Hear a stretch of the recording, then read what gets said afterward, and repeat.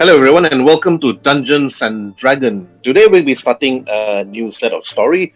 The previous last four episodes was titled The Lands of Lore, where the heroes actually journeyed to the Sanctuary of Chaos to actually secure the number of crystals that would actually protect their village against the upcoming darkness that will actually arrive in a matter of months.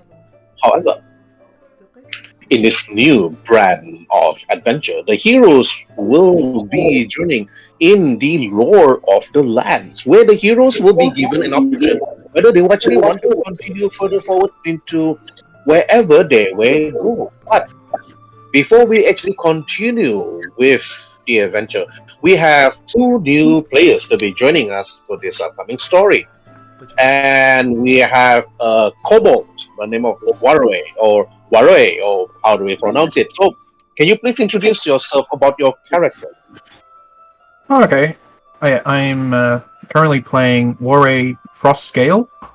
I'm a steel kobold from the mountains. I'm actually a monk that's been traveling around as a wagon master, helping traders and whatnot around the area deliver their goods. Okay, thank you for that. Okay, and then we have another player, which is actually part of my other ongoing campaign for years now, and she'll be playing a Rabbitfolk, one of the races from the Midgard 5e book.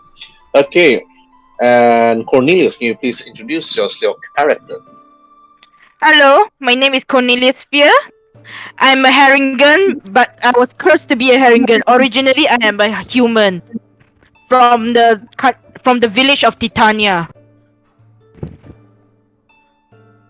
Okay, from the village of Titania, and then she actually found herself in Corneville, one of the Rabbitfolk Village in one of the continents further to the east. All right, and to start off the story, now we're gonna be moving to one part of the world where Worry, the kobold, in his cave. Okay. Waruay. You may have to. Oh wait, I have to drag the light source. Yes, only you have the Can source you for that. can you ping where is it? Just ping for me so that I won't you know. Oh, okay. Can you see? All right. Oh, okay. Oh, that's amazing. One moment. Okay, let's do this. Oh yes. All right. Yes.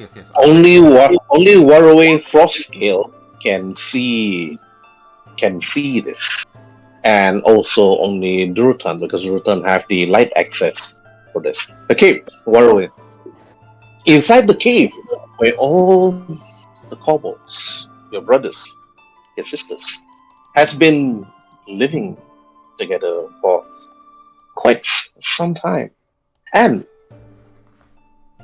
not only does your cave at the top of the mountain itself is protected by the steel dragon, which until now we are unsure what the name is, because the elder of the kobolds, the kobold elder himself, does not explain everything to you, even when you grew and then learn the ways of the monk from his many secret passages and many books you actually read as you grow up, hatch from the eggs itself, trained to survive from the wilderness.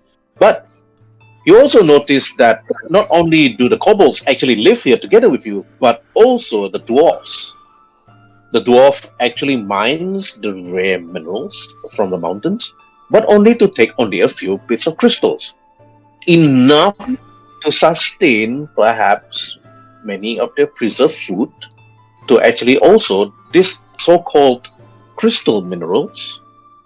Throughout your life, you have heard stories that it can even preserve someone that have died for a certain number of time before they're either buried, or you heard stories that even brought to life. But on this day, you see one particular kobold sitting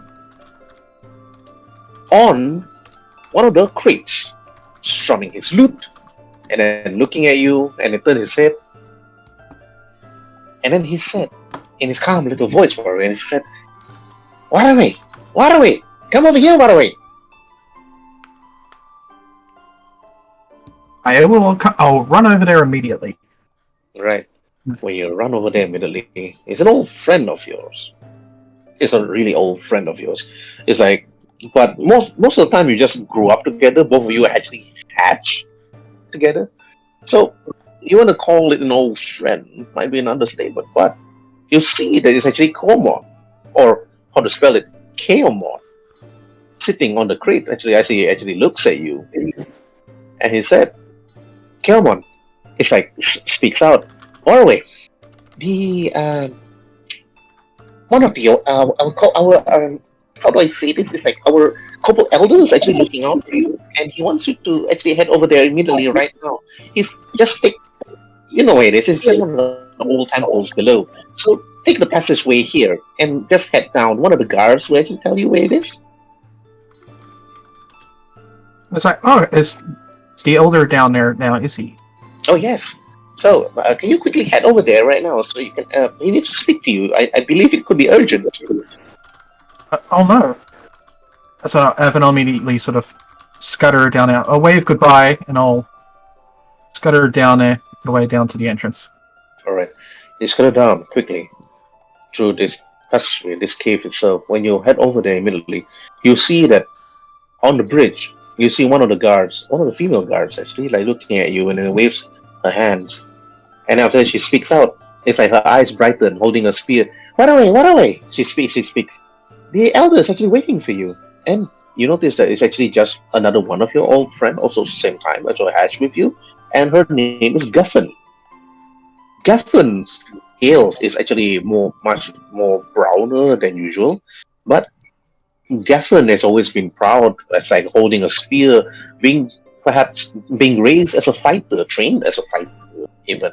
But when she looks at you and she said, well, don't just stand there, the elder's actually waiting for you. I was saying, oh yes, come on, stand Fedor waiting for me. Alright. Head over to the other bridge. The elder's actually waiting for you the other side.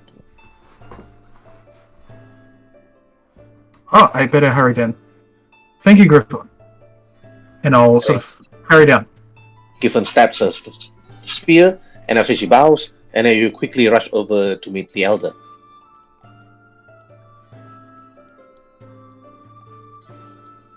Yeah, so I'll just keep crossing. I'll go across the bridge until I eventually find the elder. The stream, and then after you head beneath the archway, this ancient ruin itself, as you actually head forward, and you see a number of kobold guards actually guarding this old temple, this old ruin. As you head forward, you see the floating crystal that actually protects your kobold enclave, this whole mountain itself from the dangers of the land, especially the darkness of the north. You see that the door towards the ruins is actually closed tight, and in order to enter, you need the permission of the elder, because only the elder actually knows the word. And inside this ancient ruin itself, underneath this ruin, is the adult steel dragon, sleeping eternally, not to be wakened. You know that. But only when you are worthy and seeking an audience would you be allowed to enter that door. But even then, the dangers from within inside that door awaits only the most foolhardy adventurer. But in order to actually enter, if you were to enter without permission, the kobolds will attack. But if you are a kobold yourself and have permission, you will need to prove yourself further. But you see the elder in front, standing, old eyes, scales blue. He stares at you in the distance. It's like Waruay. Then he points his bony, scaled fingernails at you, and then he speaks up in his slightly low-toned voice. Waruay. Come over here, Waruay. Waruay, head over here. Because you're so far away, Waruay. I will slowly and politely walk towards him. Then get over and see then he said, "Oh, Waruay. Of course." He looks at you. His eyes almost blind, but most of the kobolds here can actually mostly breathe fire based on the colors of the scale, differently even. But Elder Harbin, the elder kobold here that's been living for some time, older than any other kobolds, and a former adventurer during his life too, during the first age, you think to yourself. He has always seen hatchlings such as yourself learn to become a monk, such as yourself, to actually walk the land. And then he slowly speaks to you, Waruay, and he said, Waruay, as a traveling legend as yourself, and also somebody that I could trust with the belongings of the kobolds itself, I want you to head out of this cave and to meet the dwarf that's actually awaiting outside. And I want you to actually bring some things. There is a small cart for you to bring to a small little village up to the north. It would be a short travel, of course, for you. You heard of a village known as Corneyville, haven't you, Waruay? Roll for survival. Yep.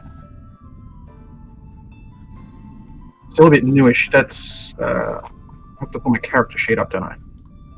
Okay, you can open up your character sheet and minimize it by double clicking on it. You can actually, the fastest way is to click on your character sheet, press the shift button, double click. Hold the shift button, double left click. Hi. Yep. What was the ability? Sorry. Survival. Survival. Okay. Right, 16. Okay. You heard about Corneyville? Further down to the north, down the mountains, of course. Well, it's going to be some short travel. It's not going to be quite dangerous. You're most likely going to be taking the bridge over to the other side and then head over to the village. But you're unsure what's needed. Well, all you know is Corneyville have always asked for the supply of crystals. The crystal minings and then pounded into fine dust. And the dust itself is mostly preserved, actually used to actually preserve food, some certain stuff, and even some spices used for it.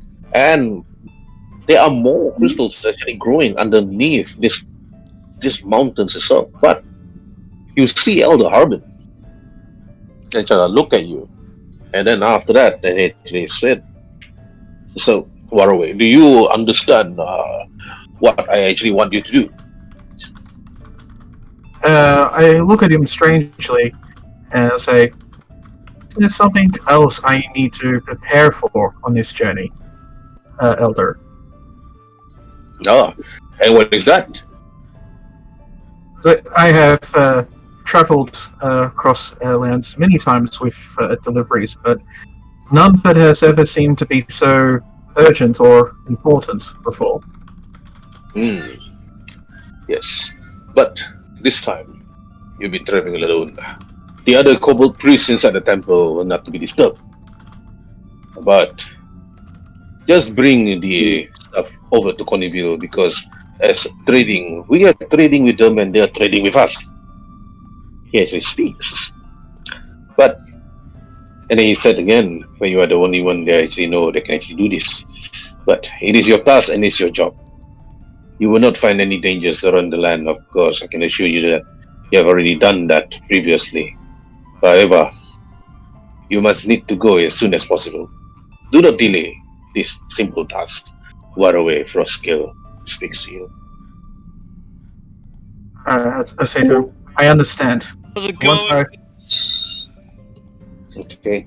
Alright, What's you this- nod to him and then you understand. And then after that he said, alright, then make yourselves guys head over to the cave entrance further up from here. You know where it is. Yeah, the dwarf will be waiting for you. Before I go, say, what was the dwarf's name? The dwarf is actually waiting for you. You don't know the name. His name's Castell. Costello. Well, I'll go meet Costello right away, Right. and Okay. I will travel. Okay, you head quickly up towards the entrance of the cave. I'm gonna ping it to you, so you need to bring yourself. Okay, yep. That's a wall. That's a wall. You cannot drag it through a wall. Oh, my controls got all. Okay, just a sec. Here we are. Mm-hmm.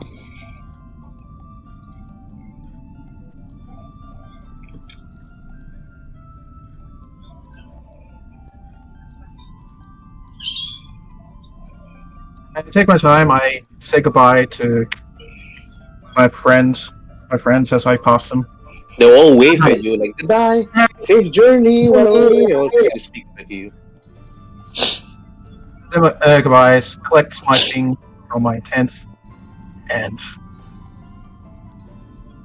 when this wants to work, I will travel towards the entrance. Alright.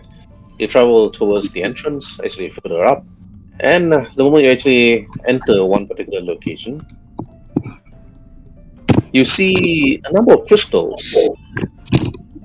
like to the left, to the right, being mined by other kobolds and even dwarves and one particular human. In the distance, the only human here in this mountain range and inside the cave. And you know this human particularly. You've seen him quite a number of times before, and he's actually Pinta. The moment you actually about to reach, Pinta actually walks over and then after says your name. Waruay! Hey Waruay! Head over here for a while. Head over here for a moment. I want to speak to you. It's like, oh, Pinta, it's been too long. Pinta, okay, you putting his pickaxe behind his back and looking at you, well, he actually hold many of his like hand axe and other stuff behind him. He's been mining this stuff just to actually help his family.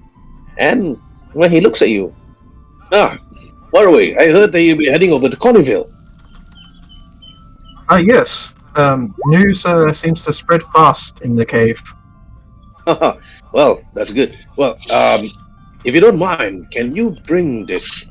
It's just a small little trinket for my daughter. And I mean, well, she's in vow right now.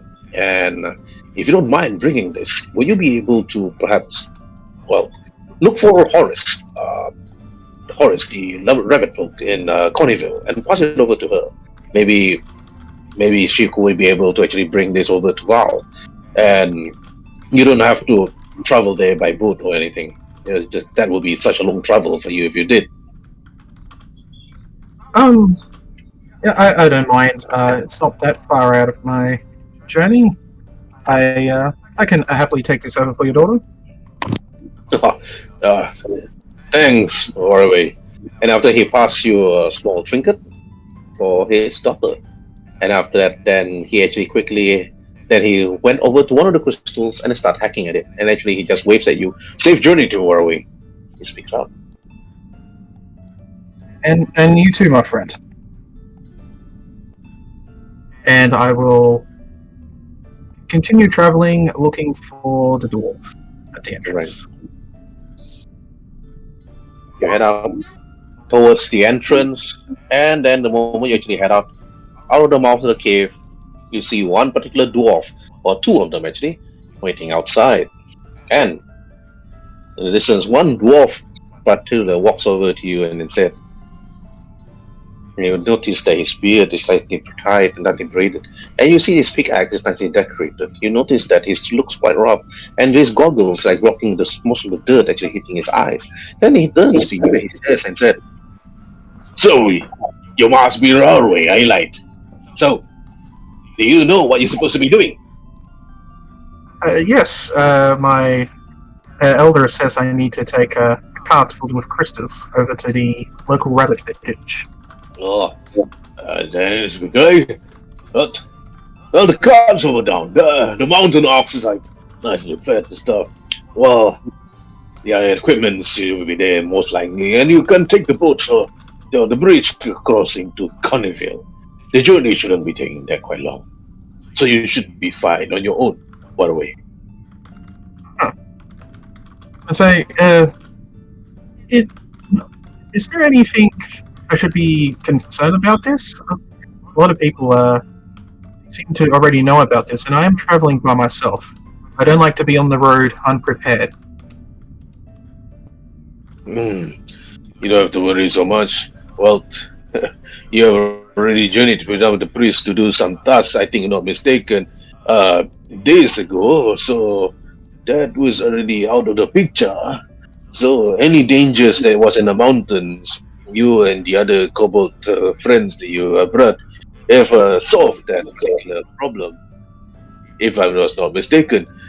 Well, otherwise, you wouldn't be so great in terms of, what you do. He laughed at you. I say, oh yeah, well, it's always best to be prepared. You never know what's going to come out of the woodworks. Yes. All the crevices. Oh, yes, yes, yes. Oh, well, I would like to chit-chat longer with you, Waruay, but, those crystals don't hack themselves, eh? I'll say, oh yes, I best be off. Okay, roll for insight when you talk to him. Yes. Right, roll for insight.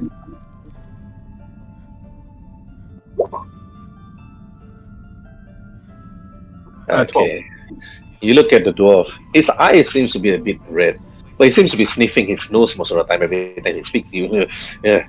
But you're thinking, either he's been spending too much time in the cave, or he's been sniffing any crystal dirt or those fine powders when they pound it to pieces.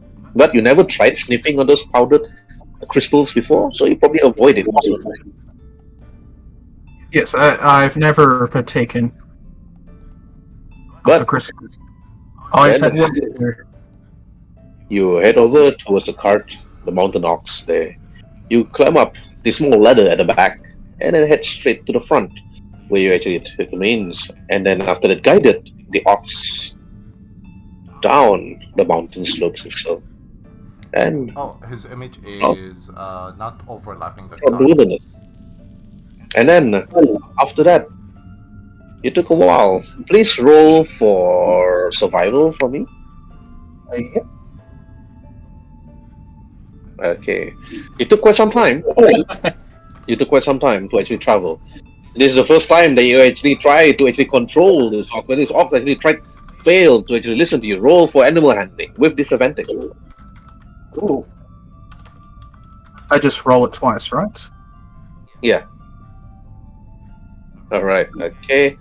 Alright, 14 is good enough. But you took your time controlling the animal on the cart as you head towards Conneville. Okay. Meanwhile, Cornelius Spear. You see Rowan McGillispie, or McGillispie, looking at you. And then he just smiles with the carrot on his pocket, and then he sees you. Cornelius! Cornelius! He speaks up. Cornelius! Ah, yes. Good morning to you. Okay, you see Rowan. He's one of the head Rabbitfolk here in Conneville Village. But you see that Conneville Village has always been guided by a number of people, which is Hollis, that takes care of one of the merchant shops, and Guido here. And then after that, the Tabaxi, Quintana, taking care of most of the normal stocks. It's like when people actually come over, but how often does people come over to Conneville to actually trade or even buy stuff? But when Rowan McGillis looks at you, he said, "Oh, good morning, it's Cornelius." He speaks, and you can see that his grayish fur, and then after that his long ears, it's like longer than yours, and he speaks up.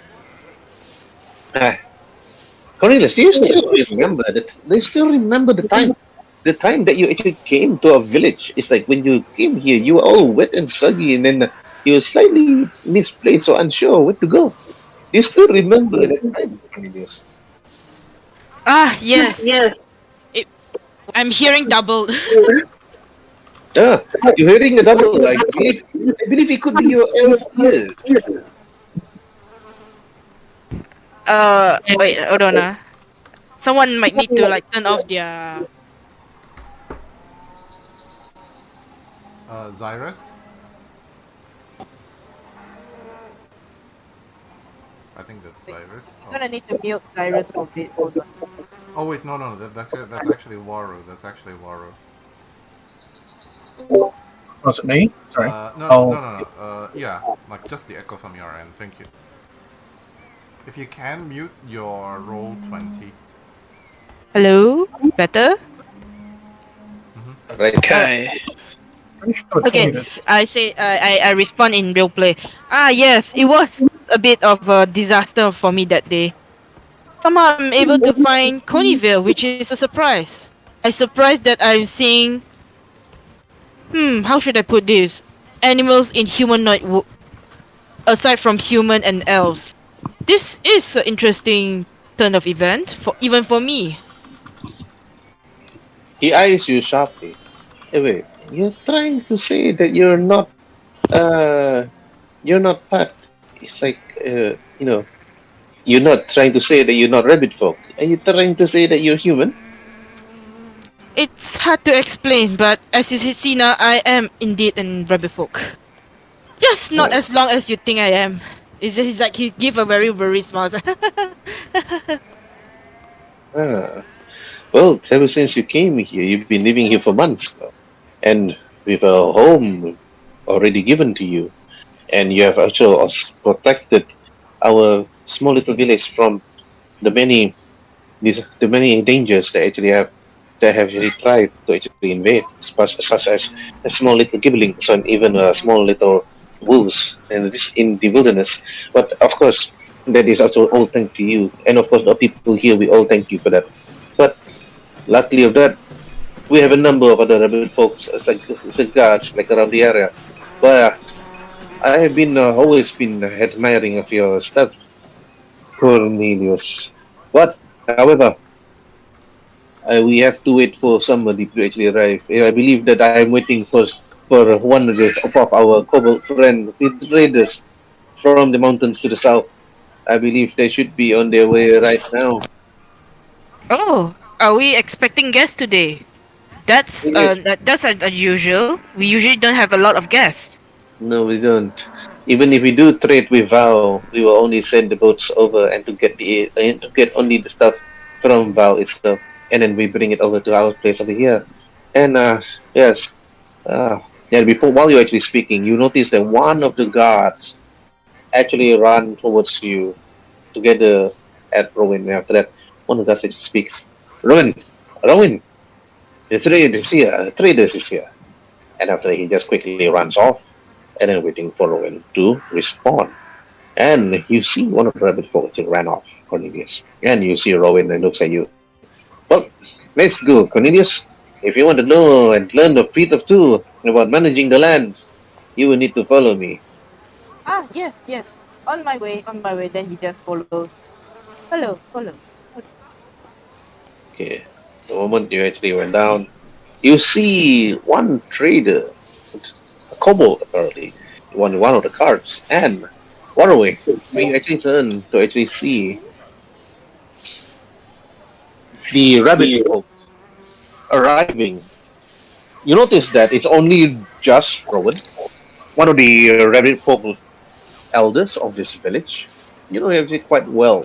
You have traveled here sometimes, and you heard stories about Cornelius even. It's not really that far from your village to here. It's roughly just a few days of travel. Even actually after crossing the bridge, it's not that dangerous because the lands itself is protected by the green dragon and the steel dragon. So as long as none hostile intent actually been felt on the lands, they do not interfere. But as you see Rowan actually arrive, he actually speaks out. Ah, so you must be the young Kobold Waruay. Yes. Yes, that's me. Ah, How can I help you? so you must be here with the crystals then. He speaks out. Yes, a fresh delivery. And I slapped the back of the cart. Okay. You clearly actually went to the back of the cart, and then after that, like Rowan actually went over, and then after a while, Rowan and you actually at the top of the cart, then while actually pushing down some of the small crates and small barrels, and then Rowan actually asked you to actually come over, Cornelius. Cornelius, can you actually help us to actually carry this down? Oh, sure. It's like we just go up to the bowl and like, all right, where should we send this crystal to? Okay. You actually help carry over the crates and some of the barrels. Some of the crystals they actually heard are not really crystals. They're not really crystals. You notice some of them are actually just smashed crystals, and some of them has been pounded to fine dust. And then you brought them over to here, where the many of the actually rabbit folks actually waited. And then after that, you just took the crates down, and then also took it from you, and then they put it into their storeroom. And after picking up roughly about six small little barrels and six small little crates, then it is already quite late actually at the moment that actually ends. And during that time itself, it was already a new day when you actually took everything down. And then after that, then Rowan, Megalospy, were away and then looks at you. Well, I don't think you're actually rushing anywhere else, Rowan actually speaks through. So, will you be able to actually, you are also a guest of our place, so you can actually stay here for the night. You don't have to go anywhere else. Sadly, we don't have an inn, but you could actually perhaps stay with Cornelius here. Oh, that's quite fantastic. Um, just point me in the direction where I can tie my ox for the night, and all I really need to do now is find Horace. But I'm happy to stay here for the night. Okay. Rowan looks at you. Ah, Horace. I mean, Hollis. Well, Hollis is always at the shop in the merchants, so you can actually head over there right now. Oh, thank you. Then after that, he just like, you notice that Rowan actually just head back. And then after that, you see Cornelius, and then standing there after helping you, like slightly sweating, and after helping you picking down all the barrels and after all the crates. And then after that, then you actually told Cornelius, that's like Cornelius also heard this, that you're looking for Hollis. Cornelius, you actually know Hollis. Hollis is this small, cute little bunny rabbit that actually takes care of the shop. And after that, you heard that this small little kobold actually wants to look for Hollis to actually perhaps doing something. So what do you want to do, Cornelius? So you say your name is what's it called again? Waruay? Yeah, Waruay Frostscale. Even name is Fancy fine. meeting you, Cornelius Fear. It's a pleasure to properly meet you, Cornelius. So I heard that you require a place to stay, correct? Yes. I know just the place. Come on, follow me. I have a friend to introduce you. Perhaps you can find a place to stay at the same time. Look for some, what do you call it? Some equipment for yourself. I'm not sure, but anyway, let's get over there now. Thank you, everyone. Wait. Can I change my? Can I change? No, I can't. Am I able to switch? No, I can't switch. It's okay. Never mind. I'm unable to change the facing. Oh well. Mm-hmm. Come on. What did you? I just like move a bit. So Waruay can follow me. Yeah, I keep hearing echoes from my side. I'm not sure why.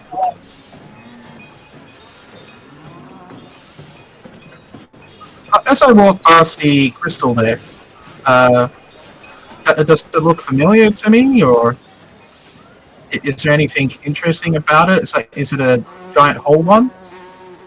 Okay. You see Hollis is like standing outside. Hollis actually looks at you, Cornelius. You notice that Hollis has always admired you, like most of the time, and looking at you. And after that, then Hollis actually stares and sees you. You notice that her face started to blush slightly Okay, and then Waruay, you can roll for insight when you look at Hollis. Just wait a minute. There we are. Oh. Yes, another fantastic nat 1 today.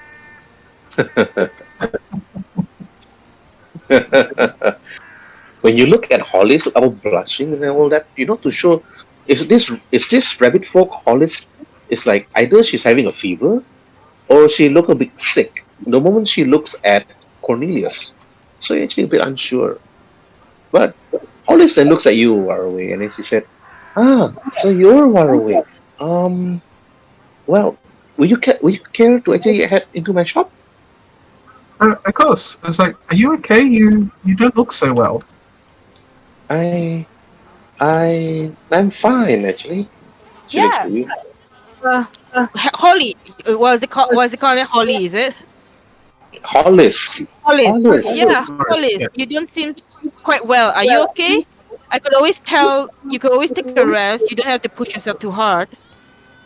She looks at you. It's like Cornelius, and she said, "It's okay. It's Hollis, Cornelius, but it's okay.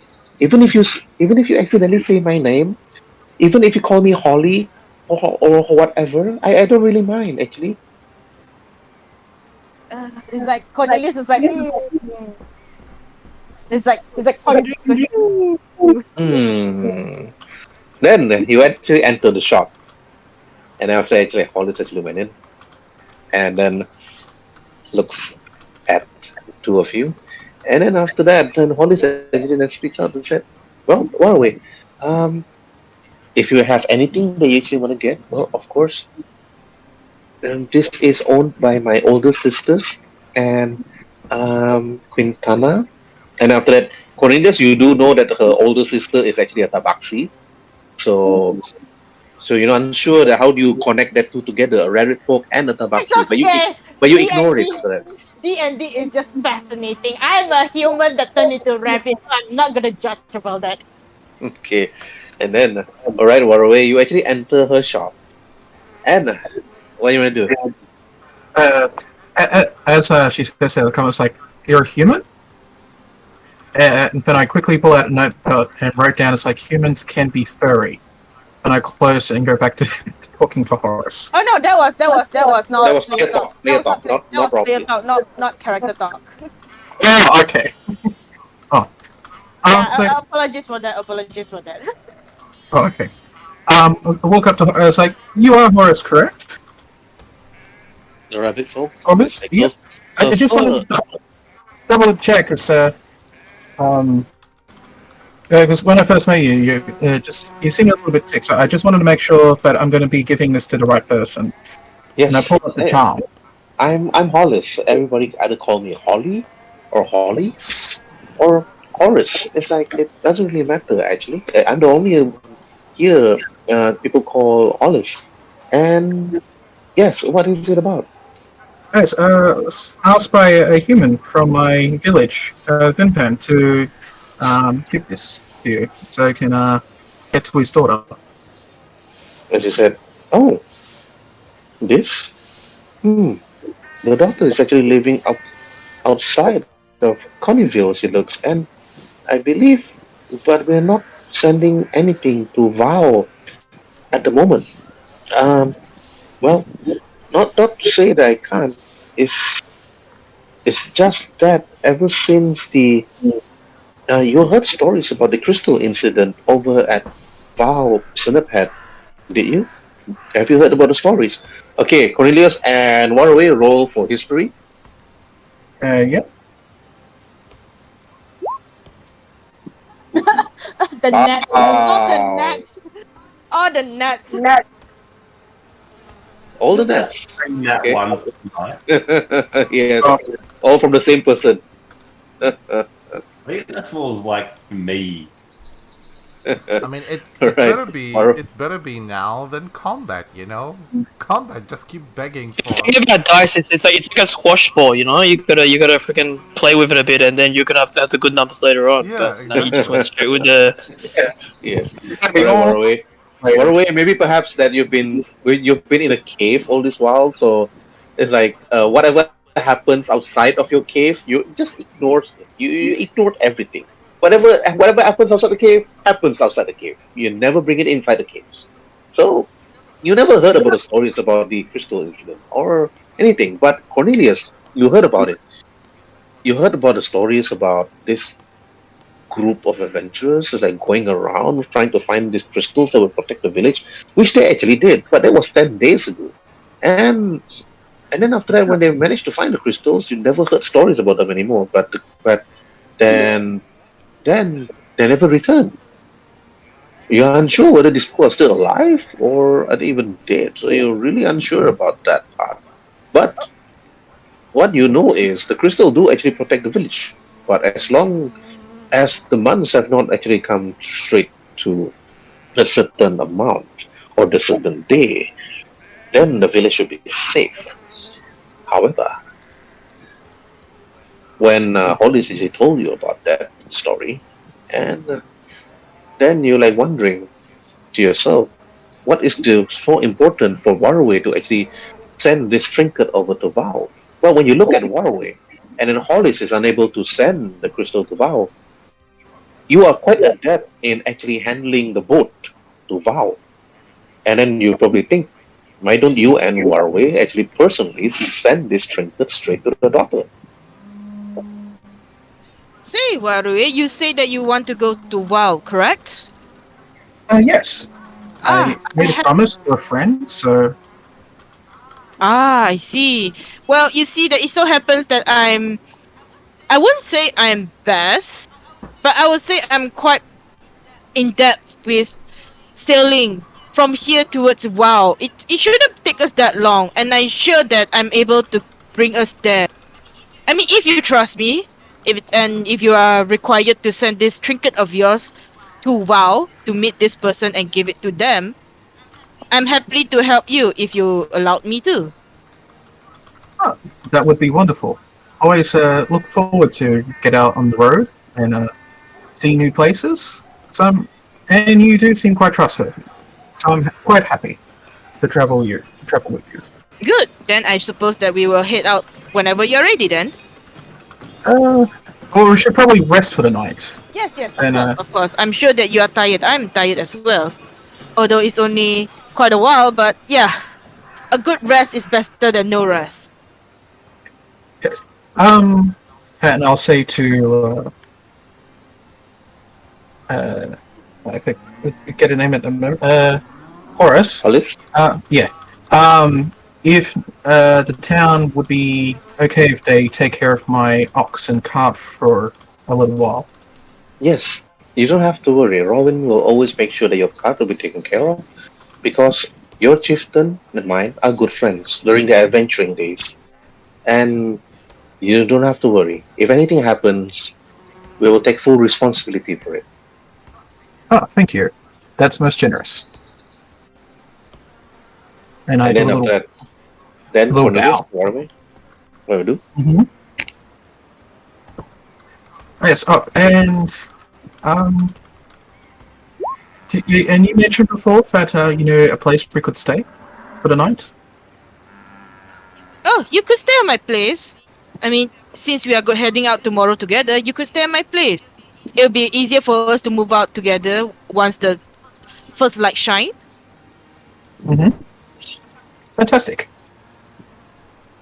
Good. Well, I suppose while we're here, I might stock up on some food supplies and some rations, and get some things for the road. Then, when my new friend here is ready, we'll head over to a place. Alright. Okay. You actually buy some rations. There's not really much rations here. It's like they don't sell dried meat. Most of the rations they actually sell here are mostly berries, carrots. It's like salad and all the fruits and vegetables you can find is here. Hi. They don't even have dried fish. So everything here, there's no meat. This is like a vegan village. I'll sniff around some of the food that they have available and see if anything takes my interest. Right. Okay. Well, food is food. So you have really not much complaints, and you try not. The kobolds, clan actually try not to be bloodthirsty or meat eaters. So most of the time, you just mostly just eat the fruits of the land. So you grew up with it, and even the steel dragon himself, also even through nurturing and even understanding, does not eat meat. You understand that, and then you bought the rations. The ration is actually quite cheap when you look at it. It's like one ration is only 2 copper piece. Ooh. In that case, I'll get 5 rations then. Right. 5 rations will only be 1 silver. Get some juicy carrots. Yes. Something nice with a crunch. Juicy carrots, steamed carrot. It's like boiled carrot cooked under a hot fire. You name it, they have it. Carrot cake, carrot cake. Yeah, carrot cake. Yes. Everything. But you took it, you buy it, it's cheap. Right, and then, after buying the rations, what else? I'm pretty much set with gear. I just needed some extra food after the long couple days of travel. Do they sell any specialty items here that I can't get back in the cave? Back in my Your cave doesn't have any shops at all. So most of the items that you actually got from the cave are mostly from brigands or thieves, or even some of the barbarians or the bandits, the gnolls, especially some goblins that drop their stuff, and then you mostly just use it and take it from them. But other than that, you got no shops at the caves. This is the only shop that's nearby yours. But any specialty items, will be depending on what you're actually looking for. Okay, I suppose there's nothing really particular I need at the moment. Perhaps after I come back and deliver the trinket, I can stop back and get something for the village. Alright. I suppose let's go to your house then. Okay, Cornelius, is that your house is just here, right in the middle? Wait, I need to zoom out. This one is it, Herbert? Yes. Okay. That's the one. Okay. I bring you into my house. For Waruay, for you actually sleep in the house when you actually rest throughout the night. Sure, you actually did have some carrot soup. You have some most of the vegetables cooked by Cornelius on the stove, on the in the kitchen itself, and then after that you just like rest. But because you never sleep on the bed, you actually just took your simple bedroll and then put it on the floor and then sleep. It is quite warm, not cold. And then after that, throughout the night, you just rest, and then to actually journey forward the next day. And then as the day draws by, and then after that, then becomes a new day.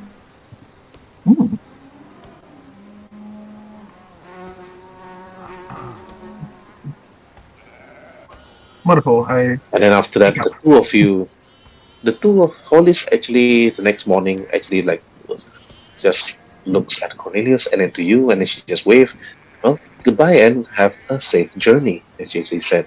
After she actually just speaks out. And then you do okay, Cornelius, you do know that the boat is actually near the wharf itself. You know how to actually take care of it, you know how to actually control it. What do you wanna do? I was like, bye Holly, I'll see you when I get back. I just wave goodbye at what's it called again, Holly. I just like give her a smile. It's like not knowing that she have other intention about Cornelius. Yes. You have no idea. So then after you bring Waruay over to the boat, well, like the rest of the other Rabbitfolks, Waruay, you actually notice that they're actually taking care of your mountain ox and the cart. The cart is empty now. There's really nothing much inside. The only thing you need to do is perhaps just bring it to the mountains. Oh, excellent. Probably stock it up with some supplies that the village may need before I head back. But that's good. I'm quite happy about that. Yep. As long as the kobolds of the mountains, and then after that the Rabbitfolks of the north, are actually mostly in a trading alliance, so it should be fine. There's no small. Even if there is a small battle, it's mostly just against the normal gnolls of the mountains. It's like which is actually simple to actually get rid of. And so far there are no orcs in this area. No tribal orcs, so it's actually quite safe. Other than that, even the giant eagles don't even cause much of a problem, mostly against kobolds, because you're always ready with your arrows. But most of the time, your brothers and sisters will always set traps if there are any invading forces. So, then, Cornelius, you bring Waruay over to the boat. What do you want to do? Okay, let's go. Seems a bit rainy though. I hope we don't get caught in a storm while we sail. You say like storm? As you said, I very carefully get onto the boat. Oh, because I was role playing again. Well, with the what is it called again? The weather thingy here in the chat. Mm-hmm.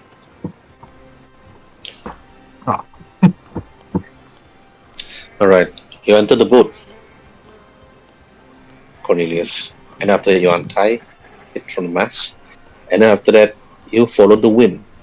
While you actually follow the wind, you head straight towards Val itself. Now, let's hope nobody's computer crashed because of this world map. Yeah, it's a bit. This map is so huge that it's like super long to load. Mm-hmm. Yeah, I'm lagging just a touch.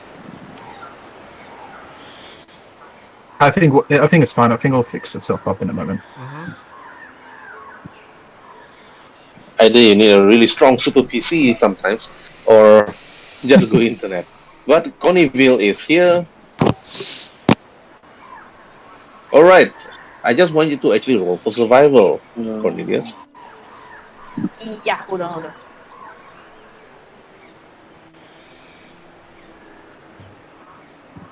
Oh my! Ooh, okay, that's quite good. Okay, 1, 2, 3, 4. Within a day, you actually arrive at Val. Waruay, you actually notice that Cornelius controls the sailboat with ease and perfection.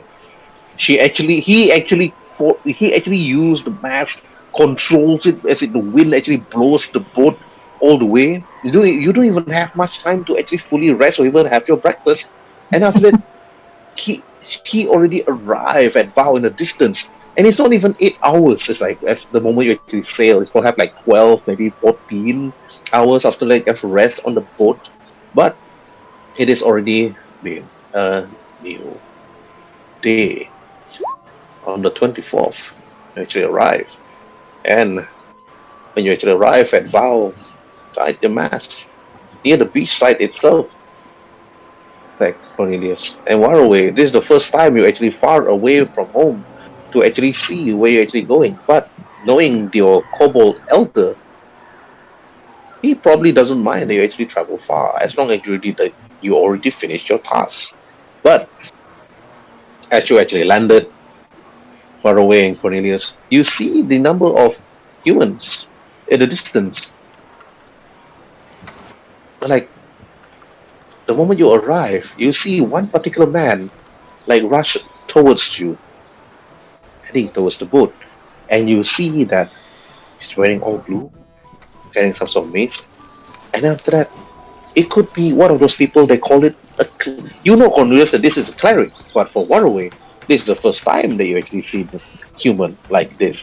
And after he speaks out and said, a Rabbitfolk and a kobold. Wow, you're far away from home. Welcome to Val. Oh, hello. Like Cornelius, trying to tie the boat to the shore and everything. I am sort of carefully getting out because I'm not used to being on water.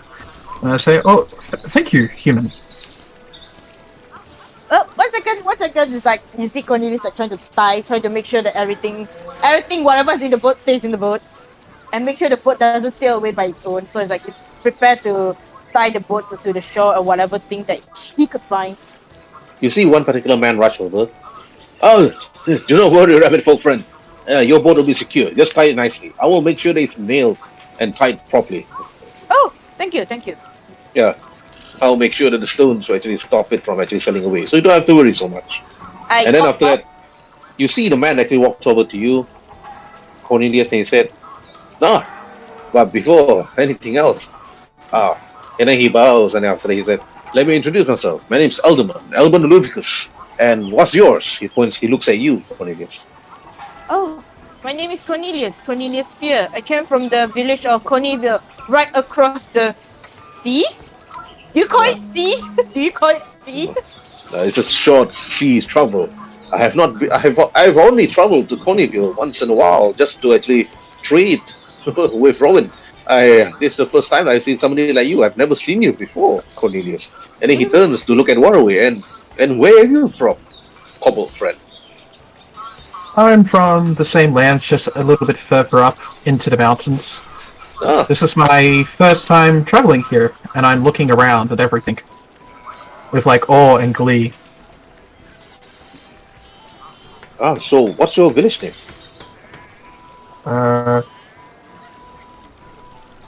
Quick minute, I'm not actually sure what is my village name. I You forgot it. didn't give to me actually. Okay, oh, I have to make something up. I'm actually lost for words at the moment. Alderman Ludicus looks at you and laughs. It's alright, Kobold friend. Even I sometimes, when I was a small child, I even forgot where I was raised, even though I grew up here. And remember, this village only have 3 alphabets to it. Wow. But even then, I would forgot the name of this place when I was lost. When people asked me where I'm from, I said, "Oh, wow." And people from there on, I remember it as wow. What?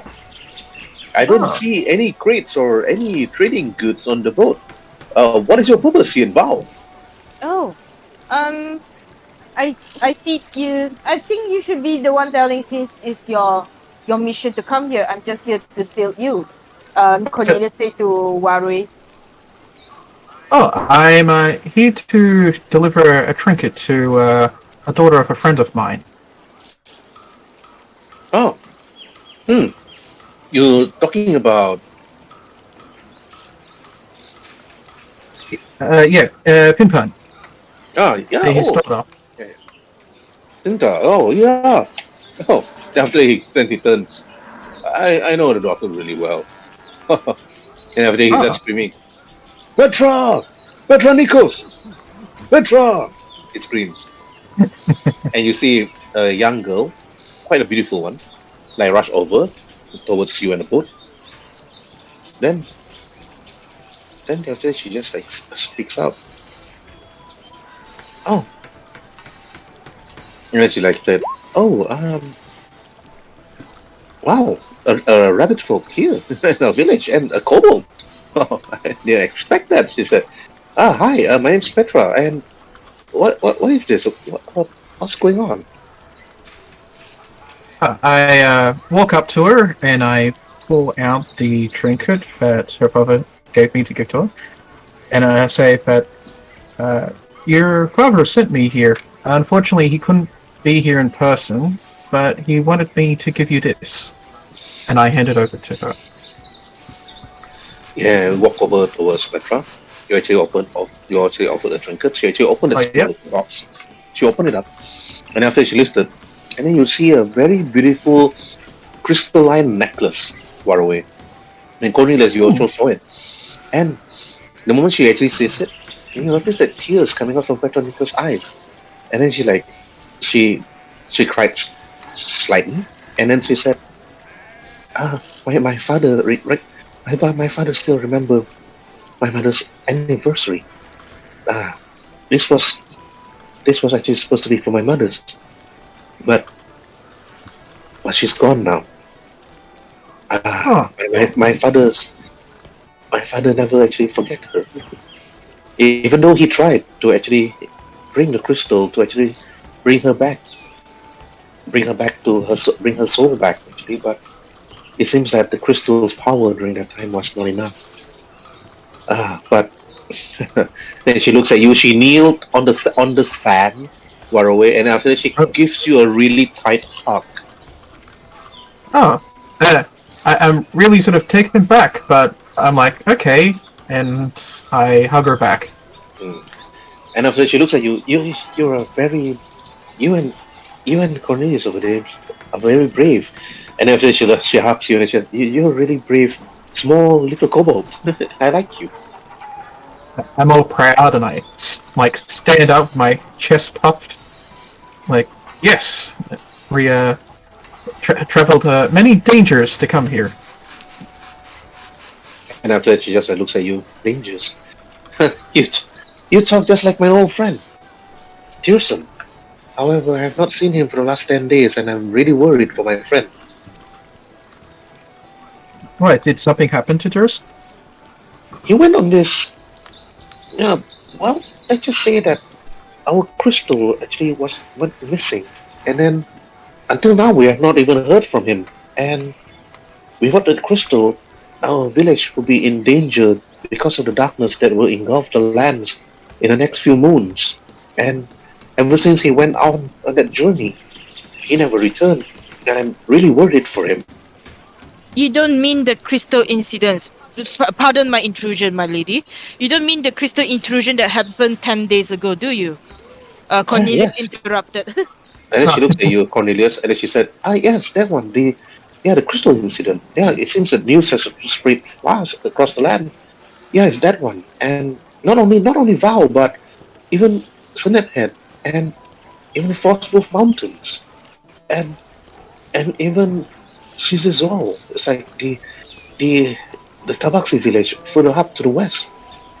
Everybody was having issues, but after Val and Tristan went missing. I'm worried for my friend. He have never taken his time to actually return. He's he's not a womanizer. Women actually mostly runs away from him when he tried. Actually, she speak. I think this seems to be a problem here. Do you know where he last went to? I mean, that probably might be 10 days ago, but do you recall where he last went to? The last I remember, he went to Sinaphead and Elderman, and after that, Elderman Leviticus actually walks over and I said, I went over to Sinaphead. He speaks out, and I asked regarding Thurston. They said that the last whereabouts they saw him was he moved with this particular man, white hair, and then they moved towards the direction of Frostwolf Mountains. And then I wanted to journey further to Frostwolf to actually ask the leaders there, but I dare not leave Val defenseless against any form of magical or attacks or anything that engulf in darkness. And then after that, I have no idea where Thurston is, but I do pray for his soul that if he ever perished throughout his journey, I pray that he is reincarnated into something else. But I dare not say that that Thurston, I feel as if that it should be around. Neither death could take him. And then after that, Petra Nikos then looks at you, Waruay, and then she said, brave little kobold and brave Rabbitfolk. And brave Cornelius and brave Waruay, she said. Sorry, my racism, but will you be so kind to actually travel to Sinaphead and to Frostwolf Mountains to search for Pearson and whatever dangers that actually befall him, and if you could, even if it's bad news, even if he's dead or perished in the lands itself, even if you to find his remains, at least bring back, whatever you found of him, if you could. I might need description of him. I do not think that I know him that well to determine that how he looks like. Perhaps if you give me something that I could identify him, it will help me very much. What does it look like? What does it have looks like? What is Oh, eye color and everything? long flowing black hair, I can tell you that one. And well, he looks a bit pale, slightly. Oh. It's like different than any other race out there. Like, and I can tell you that, well, other than that, I believe he could be an elf. But he never really showed his ears anyway because of his long flowing black hair. He wears all black, so it's not really that difficult to find. Wait, how about our character play? Kirsten is the Dampier, right? Mm-hmm. Okay. All right. Okay. Wears all black hair. Okay. I guess I could try to help you find this person. But what of you, Waruay? Are you in a rush to head back, or are we here to, look for some missing person for the time being? I mean, we have been travel quite a while to come here. I don't think it would hurt us to go for a little adventure. It's like Cornelius is like, Petronikos looks at you, Waruay. She kneeled on the sand to look you in the eye again. She used both her hands and touched your shoulder.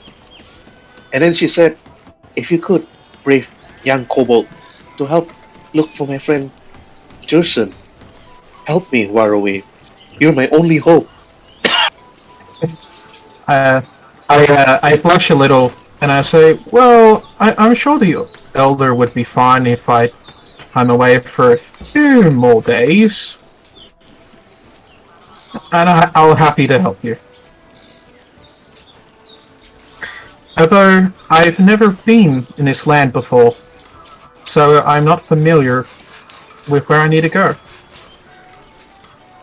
Well, Follow the road. Elderman Ludovicus has said, "Follow the road, Waruay and Cornelius.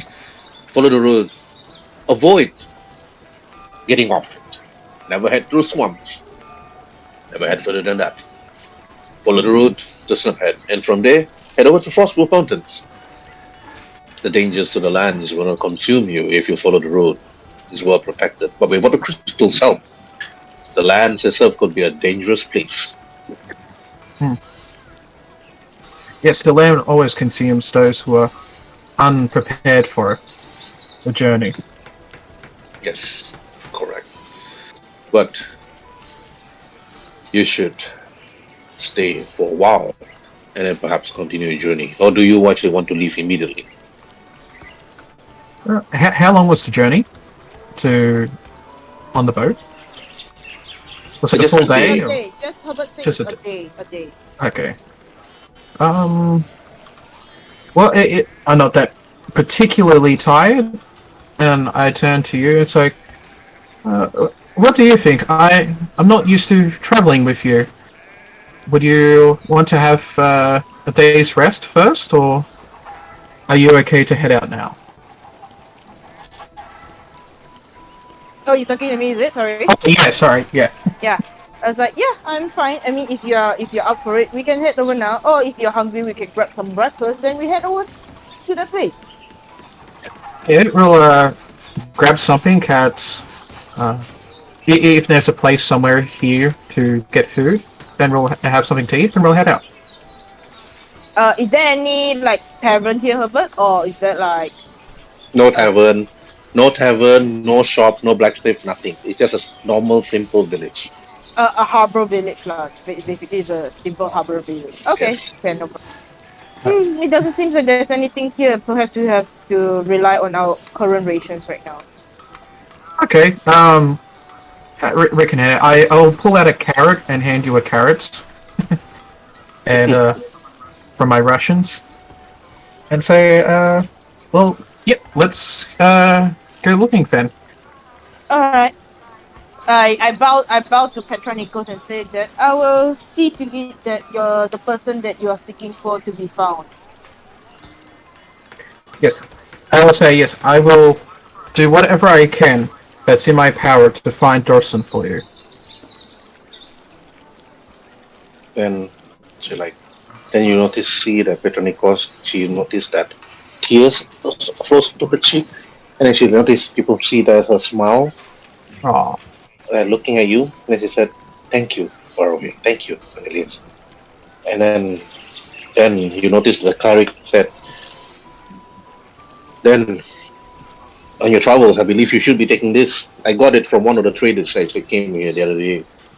He could actually assist and help you in your journey. It's nothing much, but should you actually see or cross any dangers, it seems that brigands and bandits has been bold enough to actually waylay some travelers on the road. And if you actually cross and fought them, it's going to actually help you.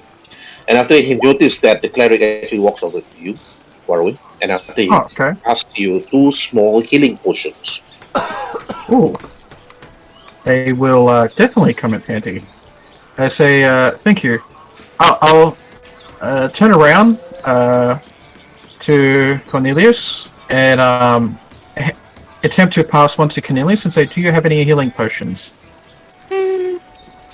I look at my pocket and it's like, no, I don't have any healing potion. Oh, okay. Then I'll hand one to Cornelius and I will put the other one in my pouch. Oh, thank you. And say, thank the cleric, he gave them to me. Oh, thank you, kind sir. I'll be sure to give you. I'll be sure to put it in good use. Yes, the same. Be safe in your journey, the cleric said. And then Petronikos and said, stay safe and be vigilant and be careful. She speaks out loud.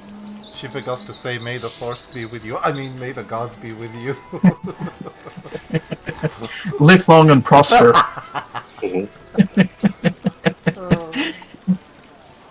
Help me, Waruay Skywalker, you may only hope. And then in the end, Mr. Dragonborn, it's like, I am your father. So it's like, what? Okay, anyways, continuing on. Okay, Petronikos and Waruay. And then Cornelius and then Waruay, you see that Petronikos actually head back to do her normal gardening. It's like on the flowers on this abandoned building. And mostly used to actually keep most of the people, and they actually stay for a visit.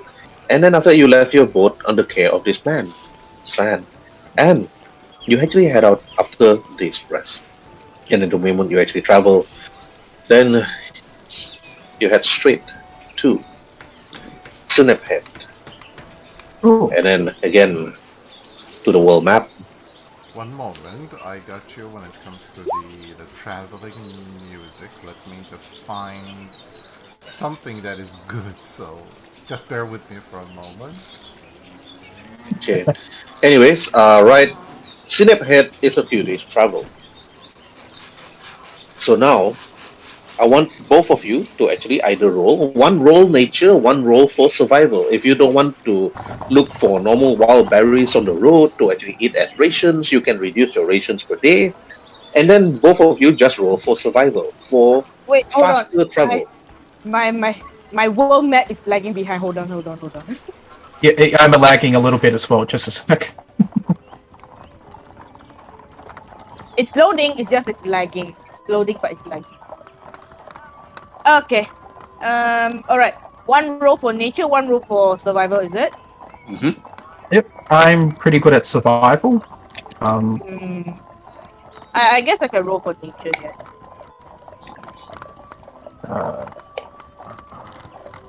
Oh, sorry, just a sec. I'm still trying to find where we are. Oh, there we are.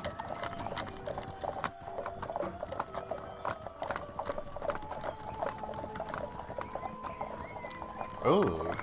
Alright.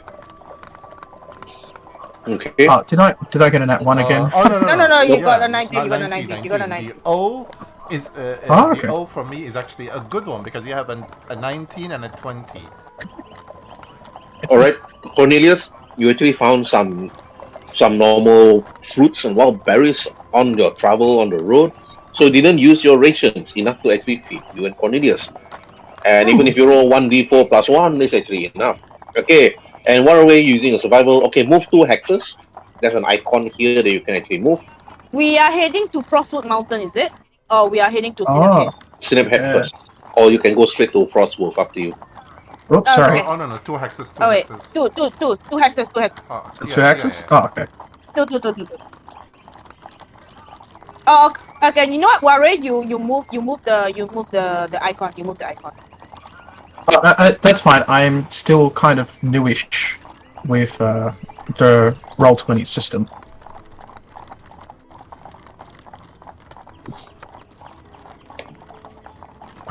Okay, roll again. Yep. Same skills? Get the same skills. Okay, 1 hex only. Nature. Okay, take out your rations.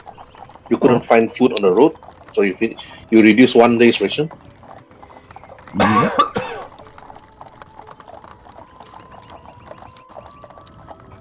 Right, roll again until you reach Snip Head. Wait, move to this hex. Oh, Wait. oh, sorry. Wait. Don't. I move. Oh, okay.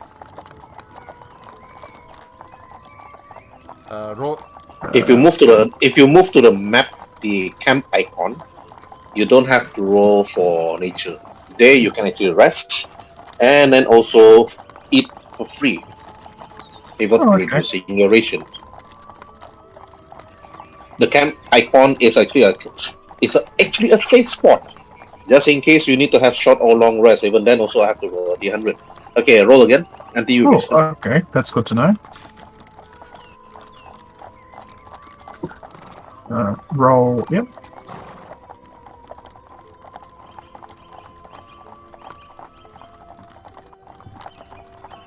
How many hexes, Herbert? Survival, if you can defeat a survival DC 15, it's always 2 hexes. 23. Okay, then I move two hexes.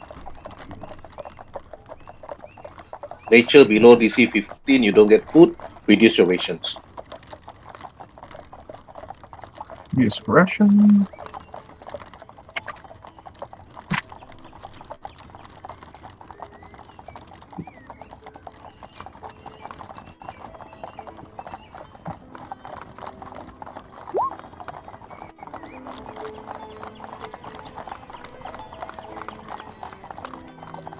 Okay, survival 15.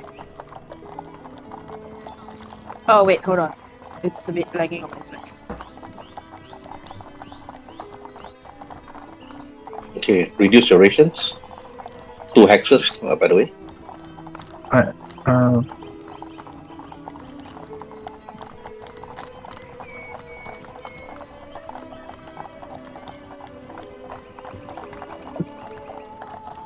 Survival again. Oh. Okay. Tired, okay, reduce your rations, and then move 1 hex. That's it. And now you are Snip Head. And that one strikes again. Okay. Alright. Okay. Then, meanwhile, inside the Temple of Chaos, where the Lizardfolks have actually called forth the souls of the dead due to a rocking explosion that killed almost everybody. And only the souls of Turson and Varus was actually spared.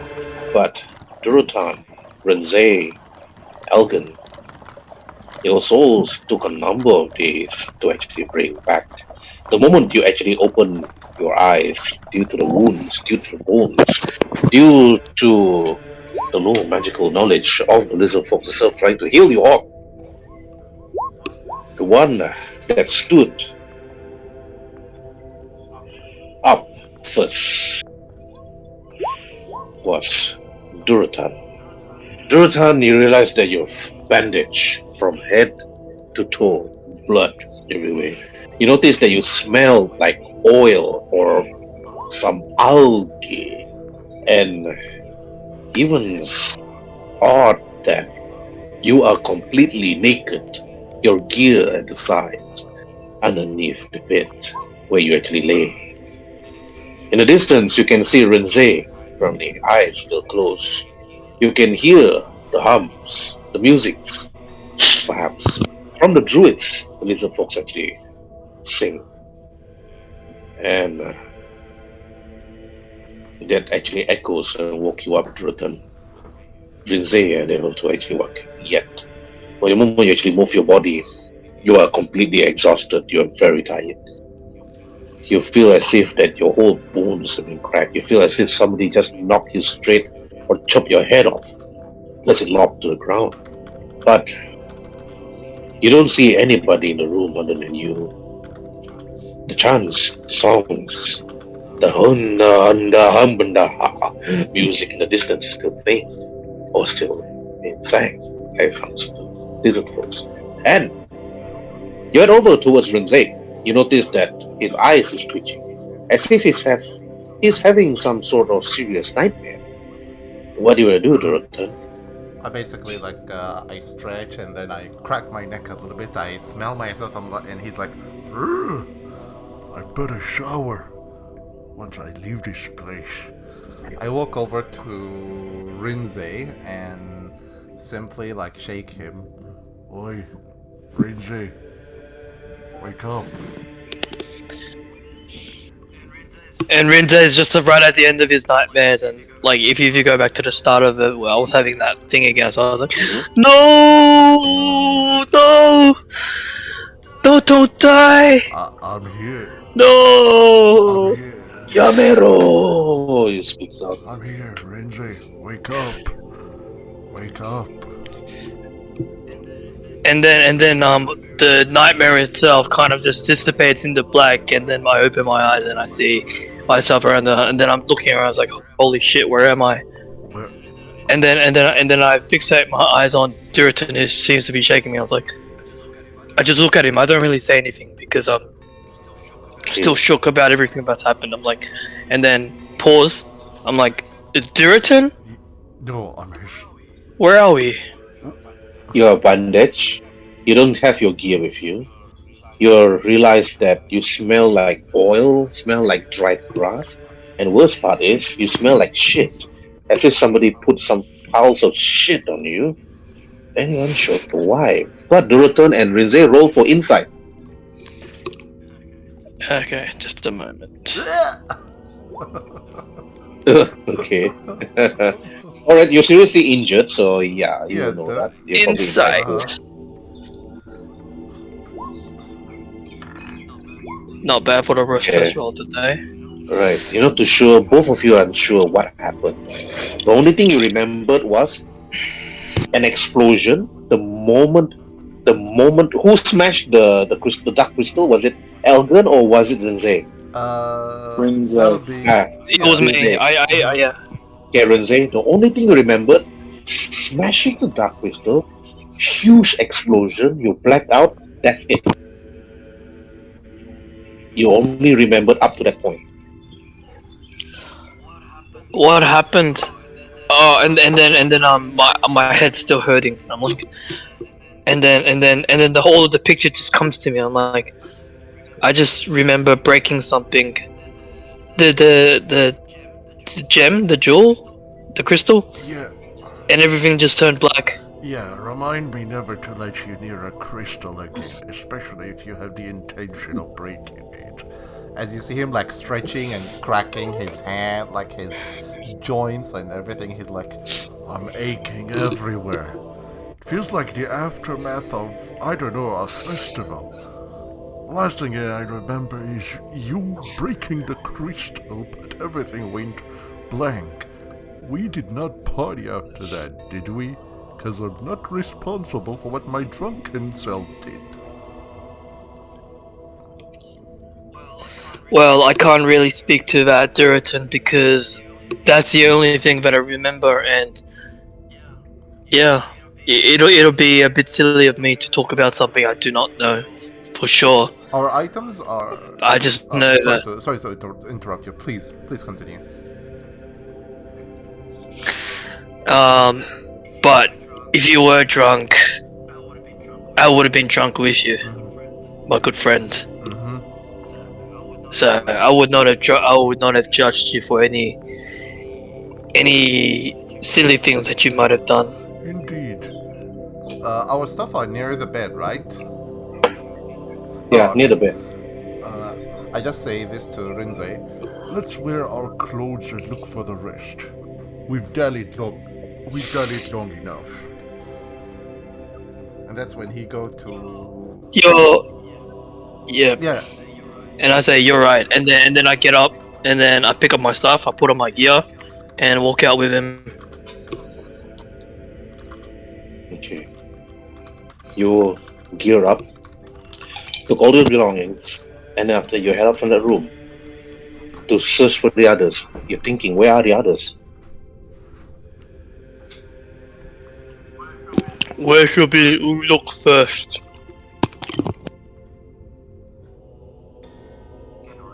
Okay, to return, Rinze, where do you want to go?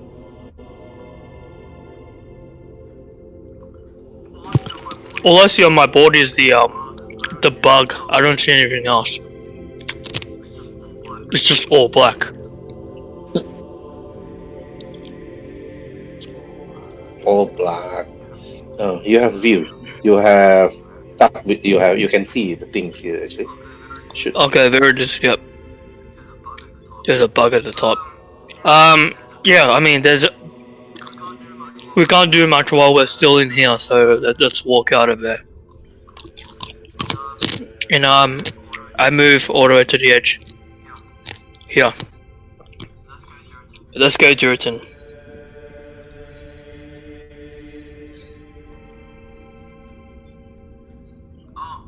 Oh, okay, I have to do this by Oh, he's myself. not there. Okay. Yes, yeah, I didn't see the text.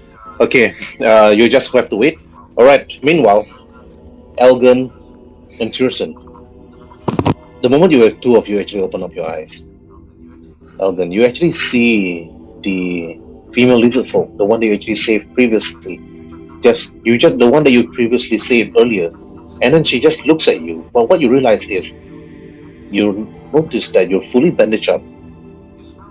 You smell like oil, dry grass, and dung, beetle, feces all over your face and body. Perhaps dried up or perhaps like wet. The Lizardfolk then just looks at you and then she speaks and said, Hassan, you are awake? You are awake? As a druid myself, would I recognize this ritual? When you're trying to look at this, do you even recognize this ritual? Roll for religion with disadvantage.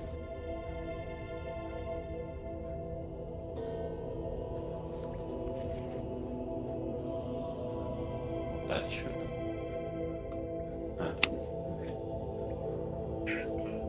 Okay, 17. Okay, this is 15. When you woke up and you see yourself fully bandaged up, you're unclothed. It's with the dry grass, with the dung beetle, and some sort of smelly oil around this chamber that you're in. You realize that this is a ritual done by perhaps the Lizardfolks, the Quato, and perhaps the Star Queens, or perhaps even the Sea Elves themselves, or the Sea Dwarf, you wonder. This is a ritual to bring people back from the dead. You died, okay. Roll for insight with advantage.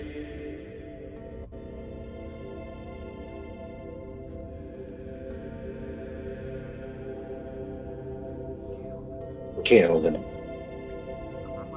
The moment you see this, you see the Lizardfolk lady standing on top of you. She just speaks out. You are Max. You are married, Max, she said. The ritual to bring back the dead, you think. This is a very long process, you think to yourself. And the only thing that crosses your mind, how long, you think to yourself. You see Tirson on the bed. Apparently he's not dead, but just injured and resting. When Varus, you turn your head around, you can see him lying down there, apparently still conscious, not dead, but awake, just resting. Okay, Elgin, what do you want to do?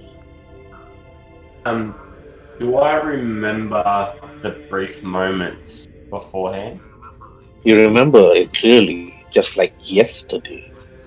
Rinze took the Dark Crystal, or you passed the Dark Crystal to Rinze. Then he used his hammer to smash it. It exploded. Shrapnels flew all over the place. A really strong force, tear you apart, even. Send you flying towards the nearest wall. You heard your neck snap, your bones break. And the last thing you remembered was your eyes open was you fall slumped on the ground. You see the lizard folk and the shaman actually running towards you, speaking in their draconic languages, and then you completely black out from there on. But you also remember yourself in one of the astral planes. Your souls being called back to your bodies. The chants and the hymns from the people that trying to call you. You can see Tirsen and Varus actually chanting together with the lizard folk as your spirit actually flow in the sky itself in the astral plane is about to actually join the other spirits of the dead from all over the world. It took them quite some time to bring you back as you refused to head back to your body. But this took a toll on Tirsen and Varus' body itself, as it to call forth your souls and Duratans and even Zay back to their respective bodies. You remember this clearly, Dynasty. And now, you're back. But you will realize that your body is extremely tired, and you are still seriously injured. Perhaps you need some time to rest, but your eyes opened. The lizardfolk lady is still standing there, looking at you. Are you okay, Elgin? She speaks out. She knows your name. Apparently learned it from perhaps Urson or Varus, you think to yourself. What you will do, Elgin? Probably PSC. Varus doesn't like me too much. Define how much pain Elgin is in at the moment.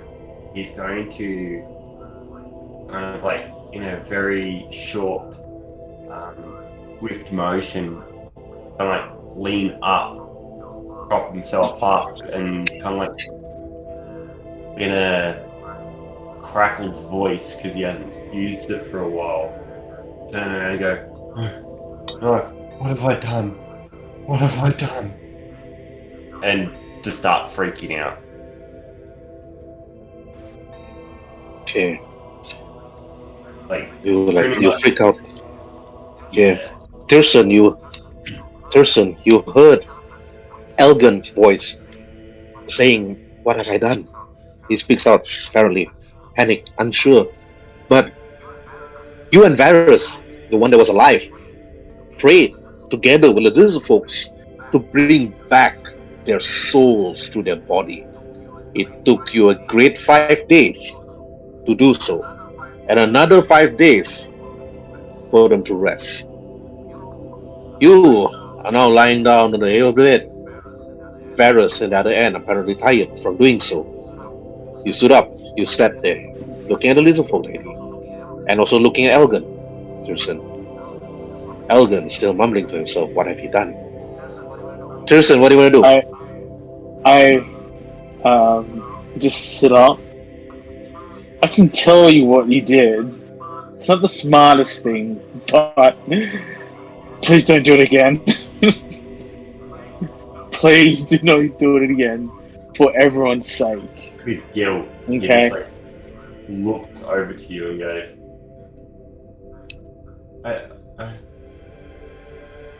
I don't think I want to be honest. Yeah. Die once, learn from it. You get used to it.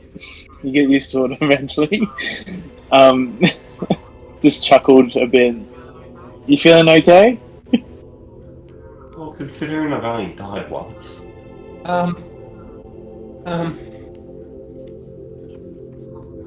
Oh, my body is so sore. Yeah. Feels like I got hit by a Tarrasque. Yeah.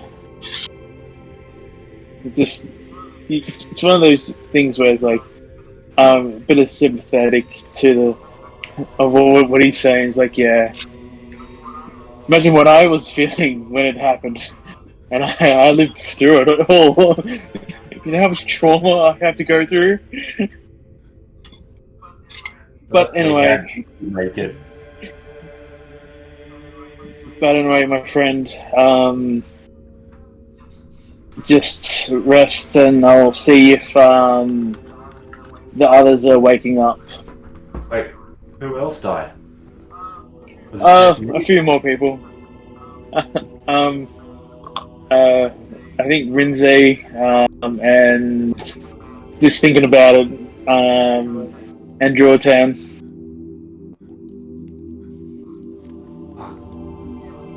Yeah. Yes, I owe those guys more than a beer. Yeah. Well, I just give him a bow, and you told Elgin that he should rest, and then you're gonna go and check out on Duratan and Rinze. The reason why you're so fatigued, Turson, and why you're so tired, is because you had to focus in making sure that when their souls return, you actually absorb their nightmares. You absorb their nightmares and feed on it, making sure that the only dreams they have are the nicest dream they ever had. And the dream of them dying was the worst nightmare you ever had to absorb. Yeah. And that made you tired. Yeah. Yeah.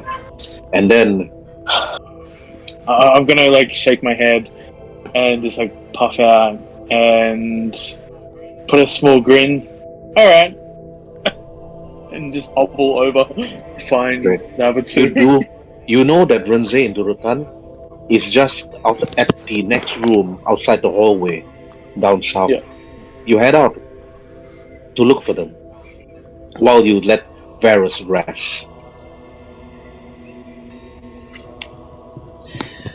Let's just keep role playing this. It's like, alright, let's keep walking down this hall, dungeon. Oh, it seems like home now. We've been here for so long. 10 days. 11 now. We need to go back home quickly. We've wasted enough time here. Yes. It seems like it's impossible for us to be lost anymore. We know this place like the back of our hands. I am right-handed, so I like to go right side. Okay. Rinze and Duratan, the moment you two head out of the room, you see Turson at the other end, just coming out from another part of the room. We see Tierson, okay, so, and then I squint my eyes. I'm like, Tierson? Yep. Good. You're not mummies. Yeah. What are you doing over here? Just checking on you two, see if you two are awakened. Eldon, has woken up. He's a little bit PTSD crazy a bit, but I just puff and just like really, really tired. I'm glad you have a good night's sleep.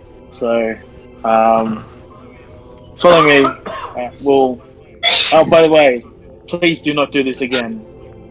Please do not do this again. I don't think I ever want to, and I have no intention to. Okay. I think we should gather the rest and leave. I'm covered in oil.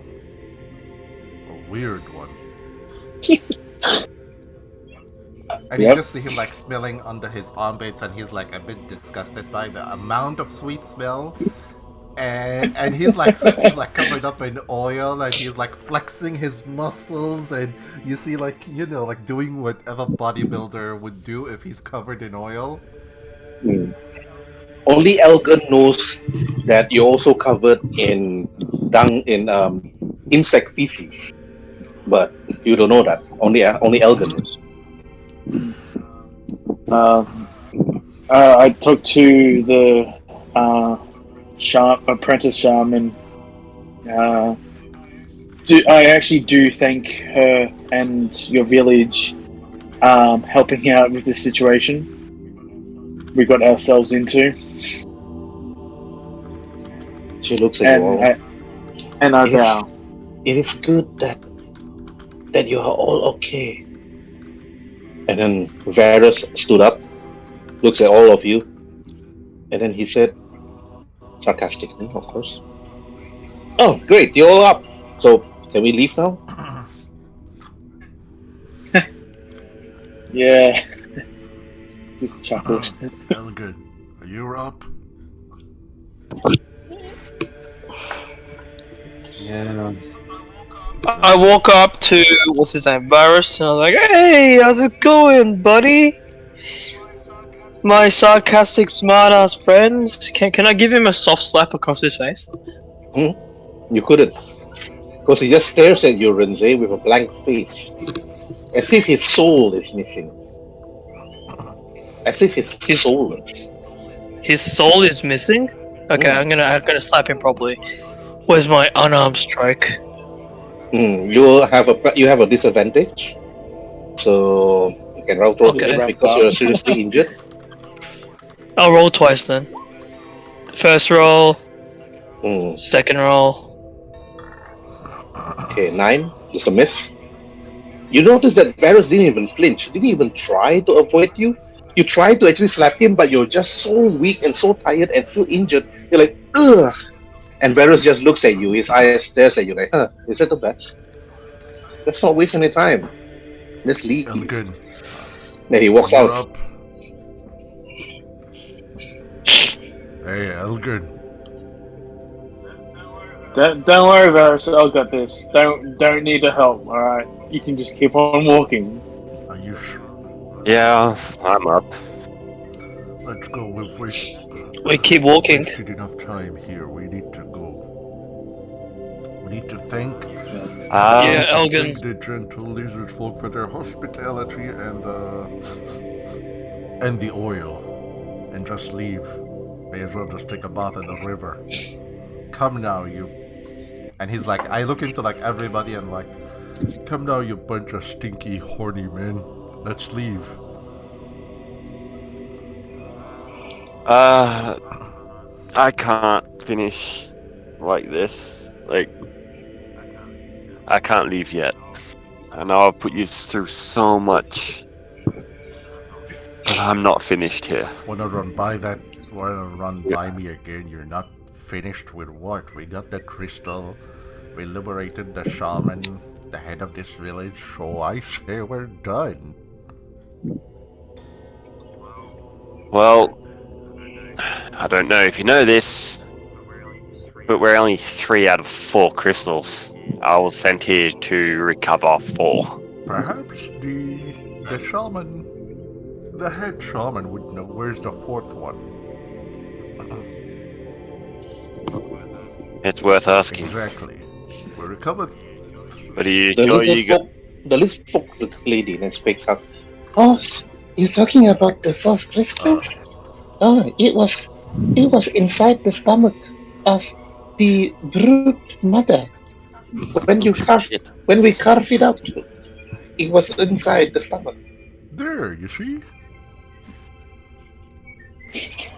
The shaman have it actually, and the shaman is outside the temple at the moment. She speaks. It's like all conveniently lined up for us to leave, unless they want to kick us out. I don't know where these crystals belong, but I have to see them to each village. Exactly. We have our crystals, but then again, saying that, do you really want me around you guys? I mean, I've killed 3 me and 2 others and severely hurt Varus and Pearson, and I put these Lizardfolk in so much stress. It's okay. It's life. If you think this will impact our relationship as a group, you need to re-evaluate yourself. You should come during the Adulthood Festival down in the Oak Village, then you'll see the true meaning of the word honor. 9 times out of 10, only 1 contender makes. The other 9, they never make it back home. And we're talking younglings as young as 10, and as old as 15. 10 boys sent alone with nothing but a shield and a sword, and told to hunt the biggest game ever. Only one makes it back. 2 at the most. Never the full 10. Yes, but I've never, like, personally, haven't died myself, and I haven't killed anyone either. I mean... Okay, if you wish to atone for what you have done, then atone by helping us. Venture with us. Don't be a pink skin and just give up. Pink skins give up left, right, and center. They have no loyalty, no sense of honor. Yeah, and I say to him, like, if you don't know what horror is, I mean, if that's what you believe horror is, you have not seen your friends die before you, and you cannot do anything, and you know that you're the one who led them to this point, and they trusted you with their lives. You don't know anything about such a thing. That was basically what just happened, except I died with you. Well... And that means that... Just put it under experience. Exactly. Life is full of experiences. This is one of them. Next time, if you came across another incident where we might die if we perform the same idiotic thing, you could be the voice of reason and say, yeah, don't do it. We survived once and we may never survive ever again. Well, to be honest, I had no idea what control it was having over Tierson. I knew that he was in some sort of trance, but I just wanted to save him, that was my thought. But all I did was make things worse. I look into Tierson up and down, I'm like, you do know Tierson has the mind of a peanut, right? This thing could take control of him easily. I mean, you held it without any issue. And that's when I look back into Tierson and say, no offense, Tierson, but you do have the mind of a peanut. Any young... I'm just gonna say, yep, no problem. I mean, come on, lad. Just don't beat yourself too much around it. I mean, Rinze survived, so did I, and Tierson and yourself, and even Varys. What's the word that could hit us next? It's not like a dragon will swoop in from the sky, smash the temple, and eat us. I mean... With what's going on at the moment, I dare say, that with my luck, it probably will happen. Oh, come on, lad. And he's like drags you from the collar to sit you up on the bed. Come on, lad, you can apologize on the way on. First, when we go back, you're gonna drink a whole barrel of grog. A true orcish grog to fill your bones with meat and to make your mind numb to the pain.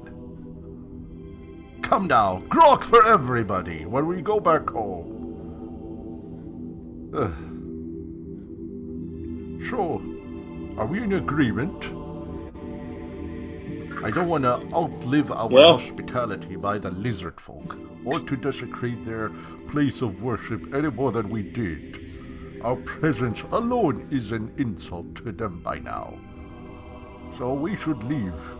Take the 4th crystal from the shaman, thank him for the hospitality, and just, venture back forth. Did I just hear someone have an orgasm in the background? I heard it as well, but... I heard it as well, but let's... I didn't want it. Let's discuss this after the game. Anyway, Looks like someone down the corridor just thinking about the priestess or something. Anyway, continue. So, Yeah. come on, Ilgan. Dress yourself up. Let's go.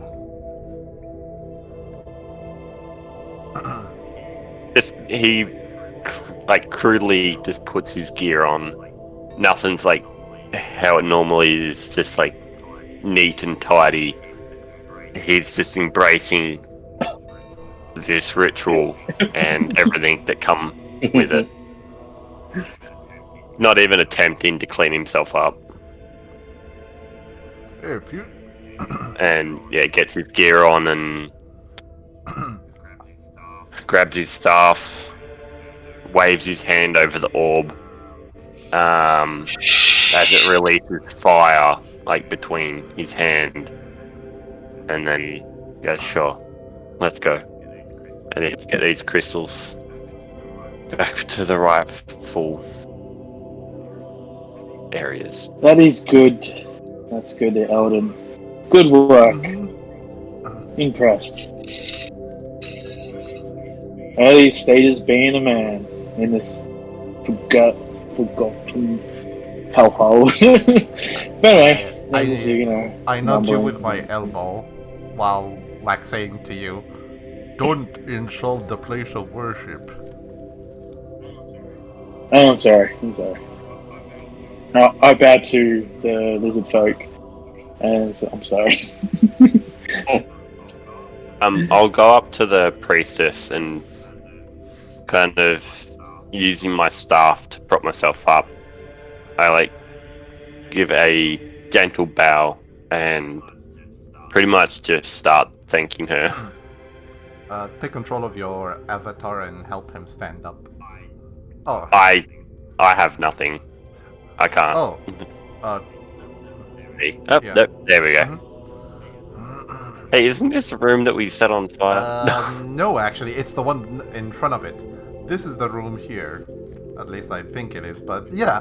Anyway, continuing.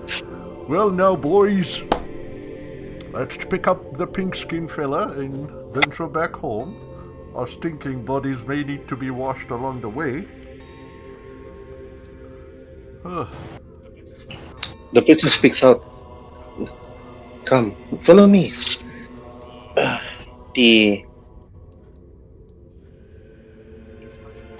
His master is waiting for you.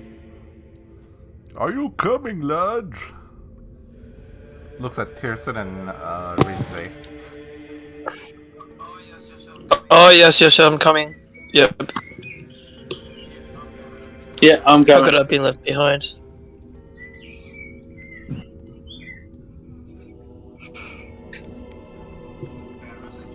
Varus actually still waiting at the staircase and looks at all of you. What's taking you all so long? He speaks out. Which direction are you guys at? Turn right and then yeah, just turn wait, let me actually bring back yep, okay, yeah, here we are. Wait, no. Okay, yep. Follow him. If you guys can get easily lost in this very small map, I can't wait for you guys to go to the biggest dungeon I've ever created, multi-level. Follow me. Follow the pretty oily orc who is flexing his muscles left, right, and center like a bodybuilder since he's like oily and everything. Durton, I haven't seen this side of you. And I thought I knew you. I'm covered in oil, and I have a big chunk of muscles. What do you want me to do? Ignore the fact that I'm a musclehead who's covered in oil? I'm full of muscle as well, but I don't really feel the need to flex as much as you are. Hey man, some of us, you know. As you see, like his muscles get bigger and bigger. He's like, Some of us have big muscles, some of us like you. I'm musclehead, but at least you are hairy. I mean, you could walk down the streets and you're still gonna be okay in the cold breeze. I, on the other hand, I have to wear a bear skin just so I can keep myself warm. Bear skin. Yes, you got the big muscles, but I got the fur. Exactly. Okay, Druton and Rinze and Turson, you already see that Elgin and Varus is already waiting at the staircase. Varus and the Lizardfolk lady actually just went up first, and then all the rest of you actually arrived, actually walk up the staircase, and to exit the temple, thinking to yourself, will you ever return to this temple? You're unsure. Will you ever venture forth further down into what's really underneath this temple? You're unsure. So,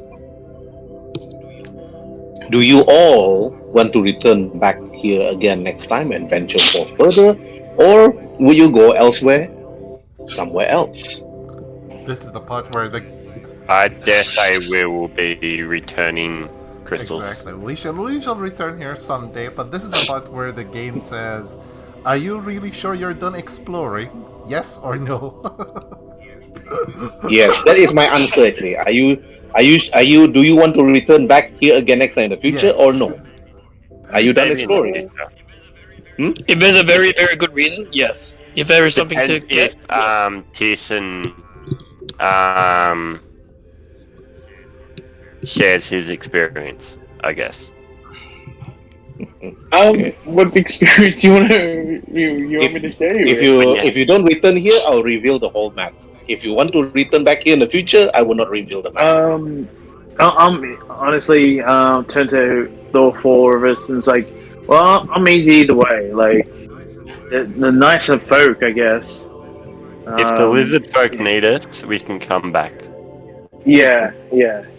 Okay. All right. We'll leave our calling card. Okay. Then you all actually head out of Century of Chaos, and then you see the druid himself, the Lizardfolk, looking at all of you as you arrive, and you can see the canine actually waiting outside with his blade down, and then he speaks out.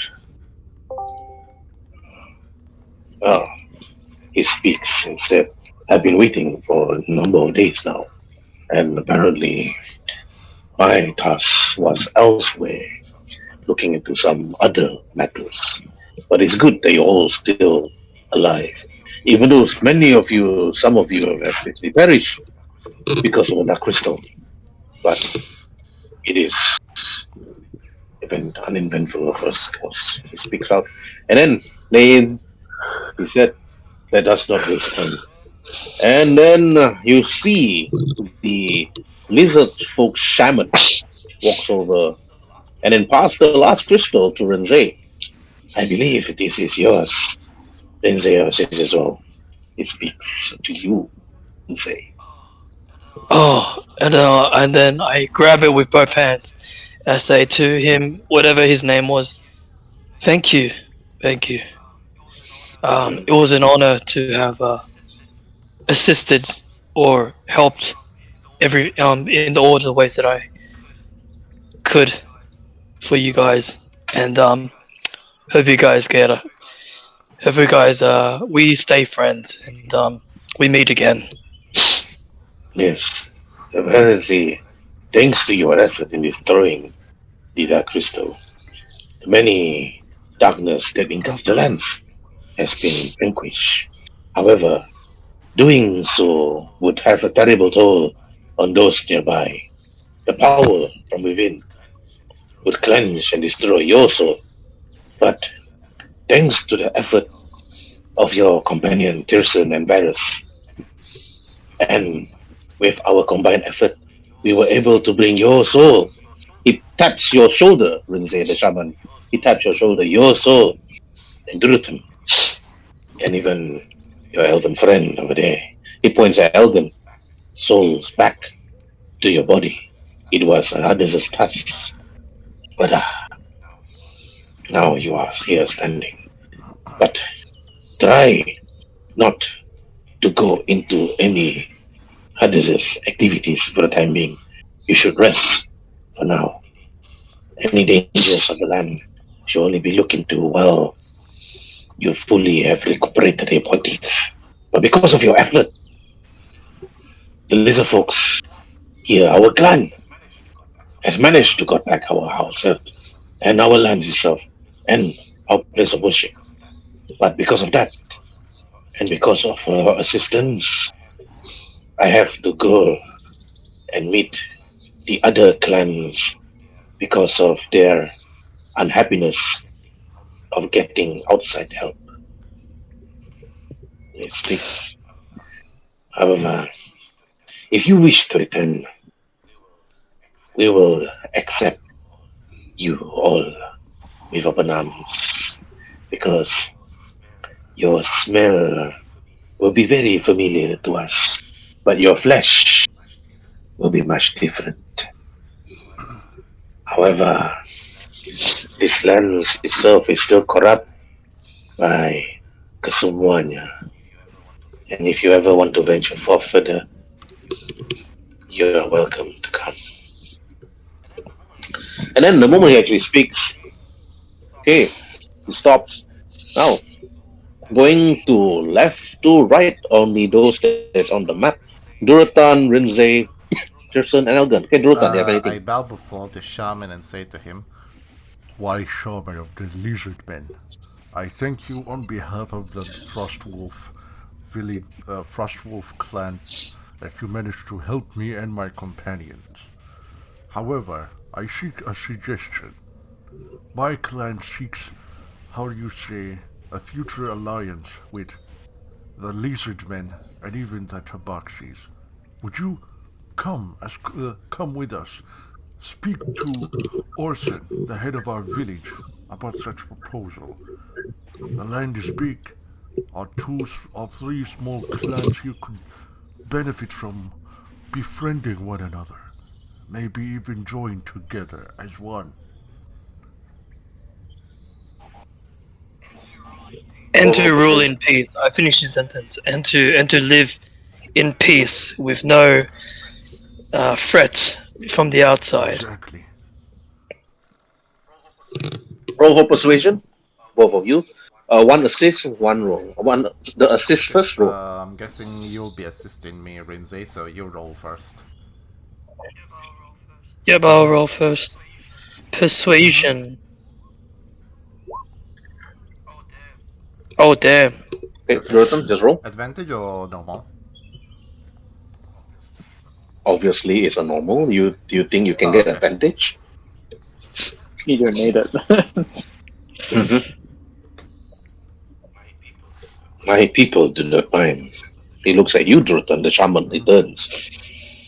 But I would need to have that call and a discussion with the other four clans if we were to do so, because Lizardfolks don't simply join alliances until the other four is in agreement.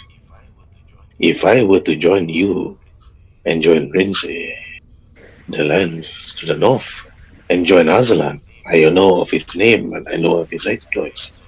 In doing so, the other clans will be very unhappy, and they will attack my clan if that ever happens. Agreed. I shall inform Orson that you just need to talk to the other clans of the Lizardfolk before coming here. We shall wait your response in Frostwolf Mountain Village to finalize our humble alliance with your people. Alright, write this down in your piece of notes. It's a quest. The four clans.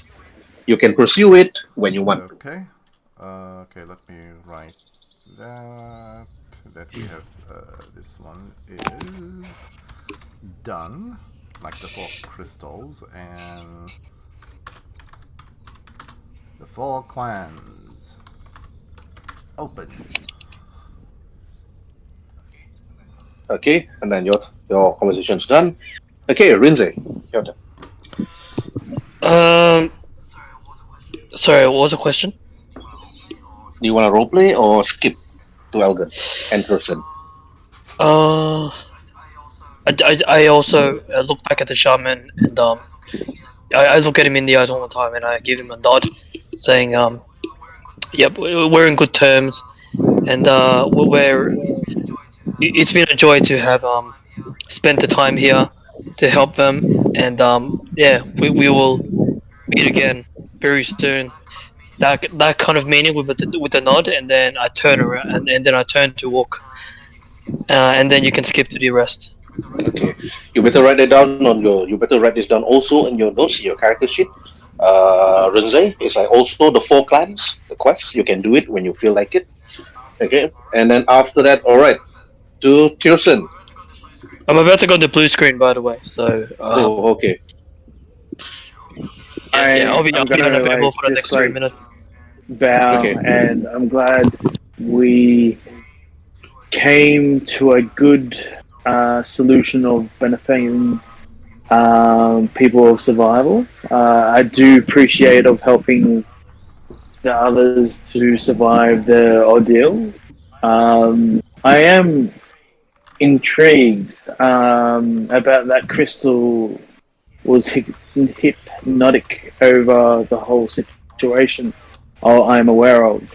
And did you see a guy, a little bit creepy looking, in any visions of touching that crystal? By the way, Roll for persuasion and then arcana. oh, I'm not very good at that. But okay. Loading.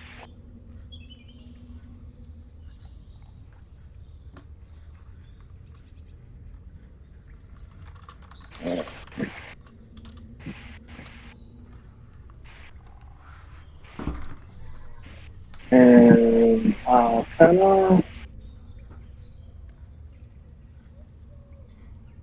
Okay.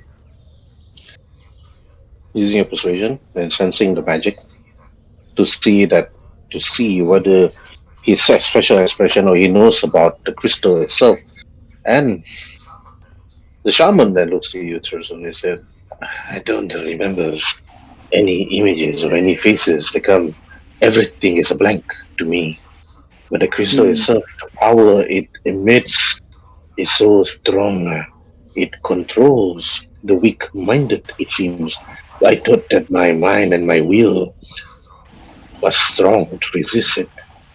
But I was wrong, Thurston. That's alright. If you remember anything, if you leave a note at next time I come by, I'm very intrigued because he was looking for someone. I'm pretty sad it's not me, but anyway, I'm pretty jealous about that. Then the Oh, good. shaman that looks at you, Thurston, they said, the dark crystal is a different than many of the four crystals to protect the lands itself.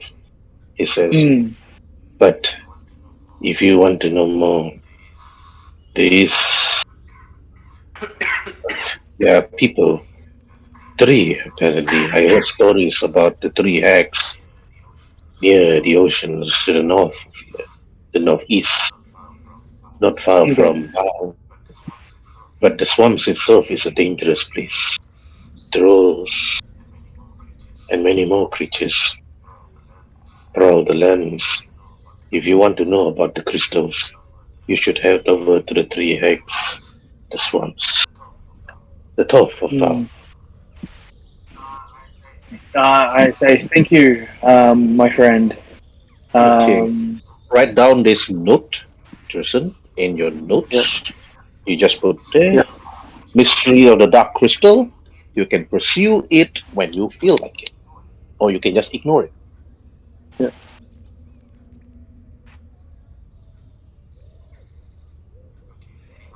Okay. Any more questions? Do you want to unlock more side quests? I think my side quest is pretty good at the moment. Quite a lot, I think. All right. Okay. Okay, Elgin, your turn. These guys are having side quests. I want one too. Okay, what do you do, Elgin?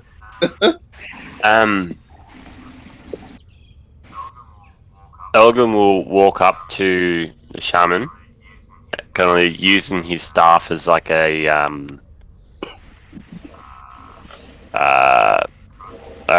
crutch. They appreciate everything you've done for me and my companions, and I'm sorry that we put you out like that, and hopefully we've helped you enough to be able to claim your home back. And if you need anything, just let us know. I mean, promise we won't destroy shit like we did last time. Roll for persuasion. All good.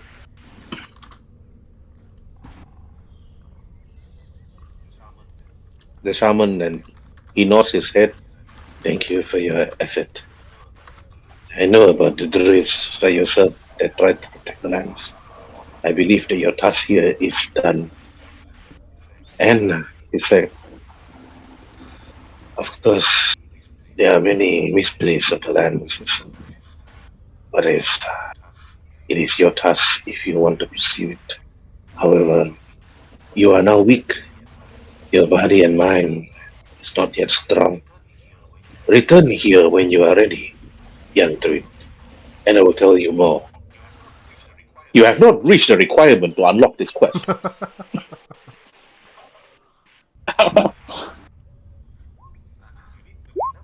You need to be level 5 in order to complete this quest. I appreciate your advice, and I dare say on our journeys back, I'll be returning these crystals before I can head home, and in between moving, I surely will be resting. Thank you for your advice and your time. He nods. And I'll see you when I can stand under my own power. Yes, only when you are ready. At the moment, I see that you're still unsure of your own powers at the moment, young druid. But once it grows, or once you level up, and once you fully experience the power of the lands, I will see you back again. Paywalls. You do not require DLC installed. Okay. Alright. Okay, after that, you see the canine then turn. Then he looks at Varus. Varus, do you have anything to say? Varus turns to the canine and said, he just nods his head. And he just turns. Alright, let's go. Let's get a move on. I don't feel like doing this. Let's go. Alright, let's get going. We have a long march home. Okay. So now, since you're at the sanctuary of Theos, you all decided to actually head to Untitled Village first. But while you move from there, where do you head first? Let me drag the party I- token. Yep, you need a different party token. As we basically walk, Do you head? walk If you head towards Frostwolf, I need to see. Okay, what is it? 1, 2, 3, 4, 5, 6. Where is Cornelius and others? 1, 2, 3, 4, 5. They'll probably reach there faster than you. Okay. Okay, where you put it? Do all the party head straight to Frostwolf, or the party divide already? Is like Renze head straight to Sizzle? Is like Julton head back to Frostwolf, or all of the party head straight to Frostwolf first? I have business back at Frostwolf. I have to finish off alliance of trade and other things at your village Durotan, so I'll be heading there. So, in agreement, we're going to Frostwolf first, then Shizuo, is it?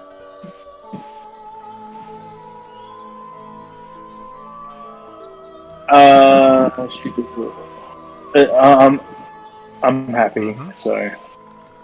Elgin, Tierson, you guys are okay? I'm happy to go along with the group. I'll help you as much as I can, as far as I can.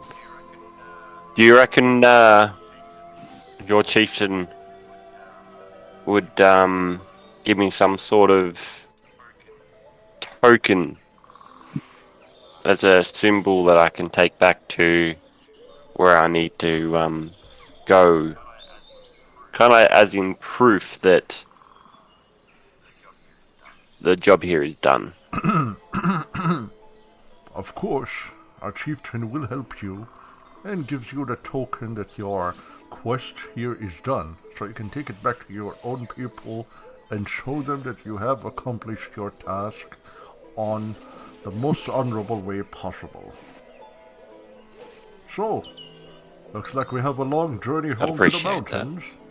I just hope this oil dries up. It's starting to give me weird ideas about standing on pedestals and flexing my muscles for money. Alright, just to tell you, okay, Durotan, Tirson, Elgin, Runze, and Varus, each of you are given 7 days of rations by the Lizardfolks.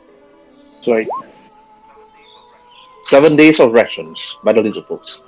You are given 7 days of rations. Yeah. For your Okay, travels. so we were giving extra 7 days of rations on top of what we originally owned. I have 26, so that's gonna be 1 moment. 26 plus 7, I have now 33 rations. Okay. Alright. Okay. Good. Not bad. Okay, one player roll for survival, one roll for nature. If you don't want to roll for nature, just deduct your rations. I'll roll for survival and someone else rolls for nature. I can do nature. Or survival. I'll do nature since you're doing the other one. Okay. I'm guessing that's gonna be 1 hex and we minus 1 ration. So this here is 1 hex. And I'm gonna be deducting rations. Okay. Survival and nature. There's survival. Okay. Okay, we move 2 hexes and we deduct 1 rations. And here is 1. And repeating the same thing. Okay, 1 hex, 1 ration. And repeat the same thing.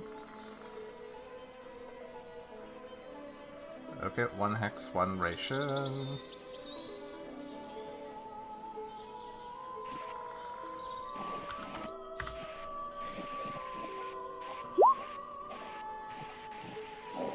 Okay, we have 17 in terms of nature. Do we find nothing? Or like, what? Because we reached Frostwolf.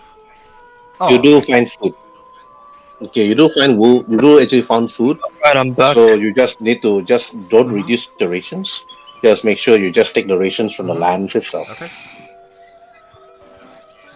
So we've used 4 rations for this Rinze? travel. For the other... The code. Yes. I'm just loading up the now. Lizardmen gave us 7 rations as a reward. 7 rations. On top. Seven more. Yeah, Okay. 7 more. Let me just Yeah, load 7 up my more character. rations. Once you add them, you need to minus 4 rations of them. Yeah. 4. Just gotta. Yeah. Okay. Because I fed on you guys' dreams, do I eat rations or No, you don't even. No. Okay. Of course, you have to eat it because nobody knows that you're Dampier yet. That's the thing. Yeah.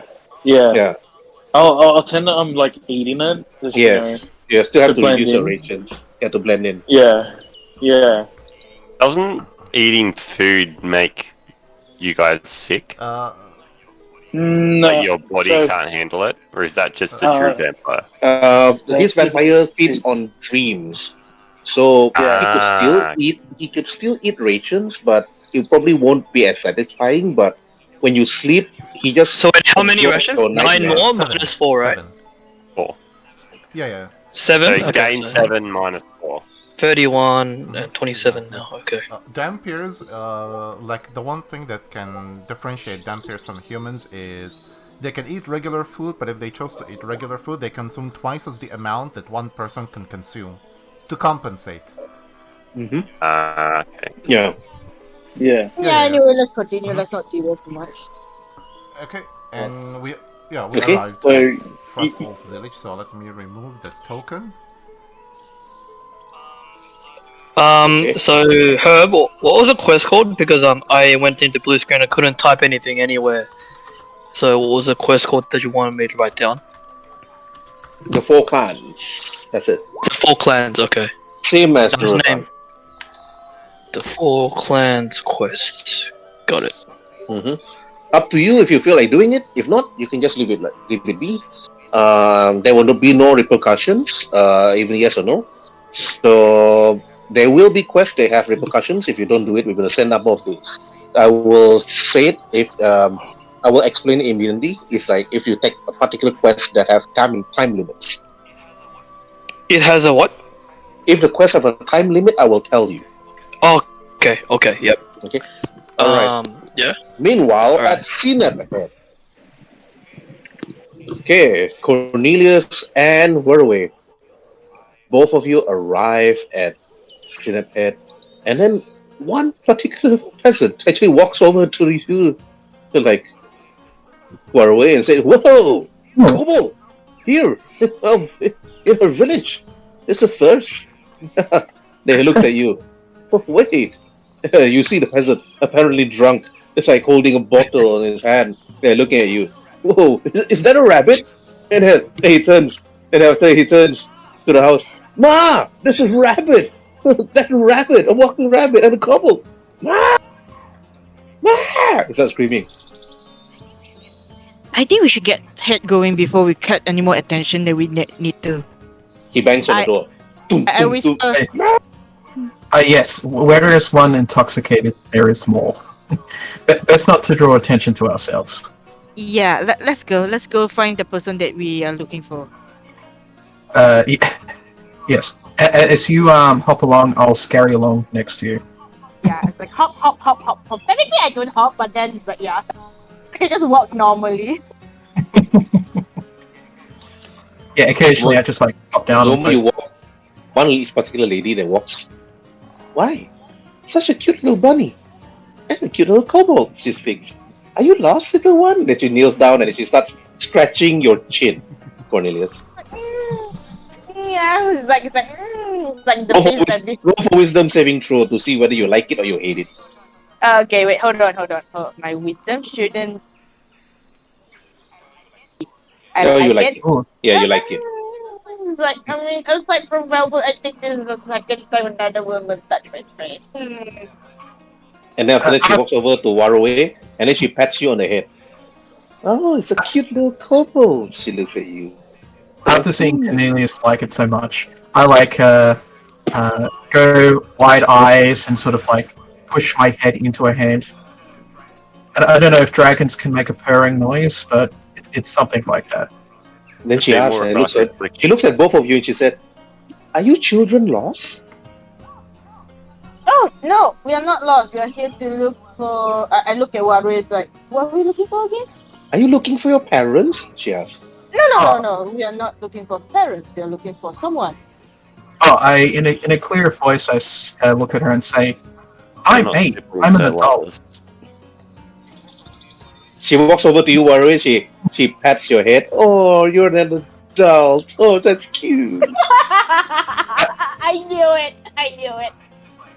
I just like start like going straight into it and like I'm enjoying it. It's like, ah. Okay, roll for wisdom saving throw, Waruay, to see whether you like it or you dislike it. It's probably going to be a 1. I've been giving you guys fantastically. Wisdom? Yeah, wisdom save. Oh, you like it. Right. And then after that she said, you're looking for someone. Okay, who are you looking for? It takes me a moment and I like sort of snap out of it. And I say, oh, that's right, we were here for someone, weren't we?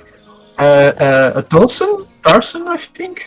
Carson, I guess? Tarzan? Tarzan. Yeah, it Tarzan. might be Tarzan. He's a human. I thought it was a D. I have no idea. Actually, I never really get the spelling of the name, but I remember it's something about a guy that. Let me roll for history. See if I remember. Yes. How does the person look like? Oh, had black hair, right? Oh yeah. Black hair, fairly white. Seems like a guy, and dressed all black. Well, look around you. Everybody here have perhaps brown or black hair, and white, as in white, as in what a white? Fair Makeup white? white? Fair white. A fair white. Huh. The funny thing is, I haven't been to this town. And then it's like, fair white.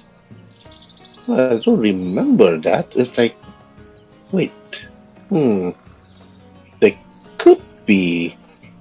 And after that, before you could ever continue, one particular lady walks over to you. Apparently, she looks quite young, but she looks like a drow. And then she actually said, "I overheard your conversation. You're looking for someone. Pale white. I think I know that particular person. Long black hair. It's like wearing all black, very pale. An elf, if not mistaken."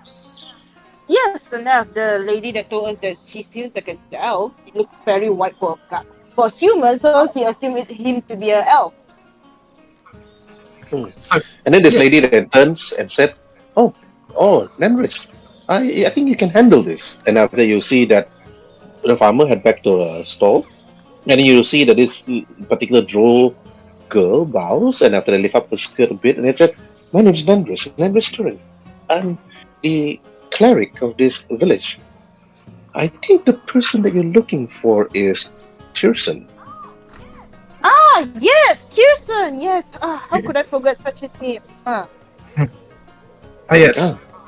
Yes, I apologize. I'm not used to non-Kobold names.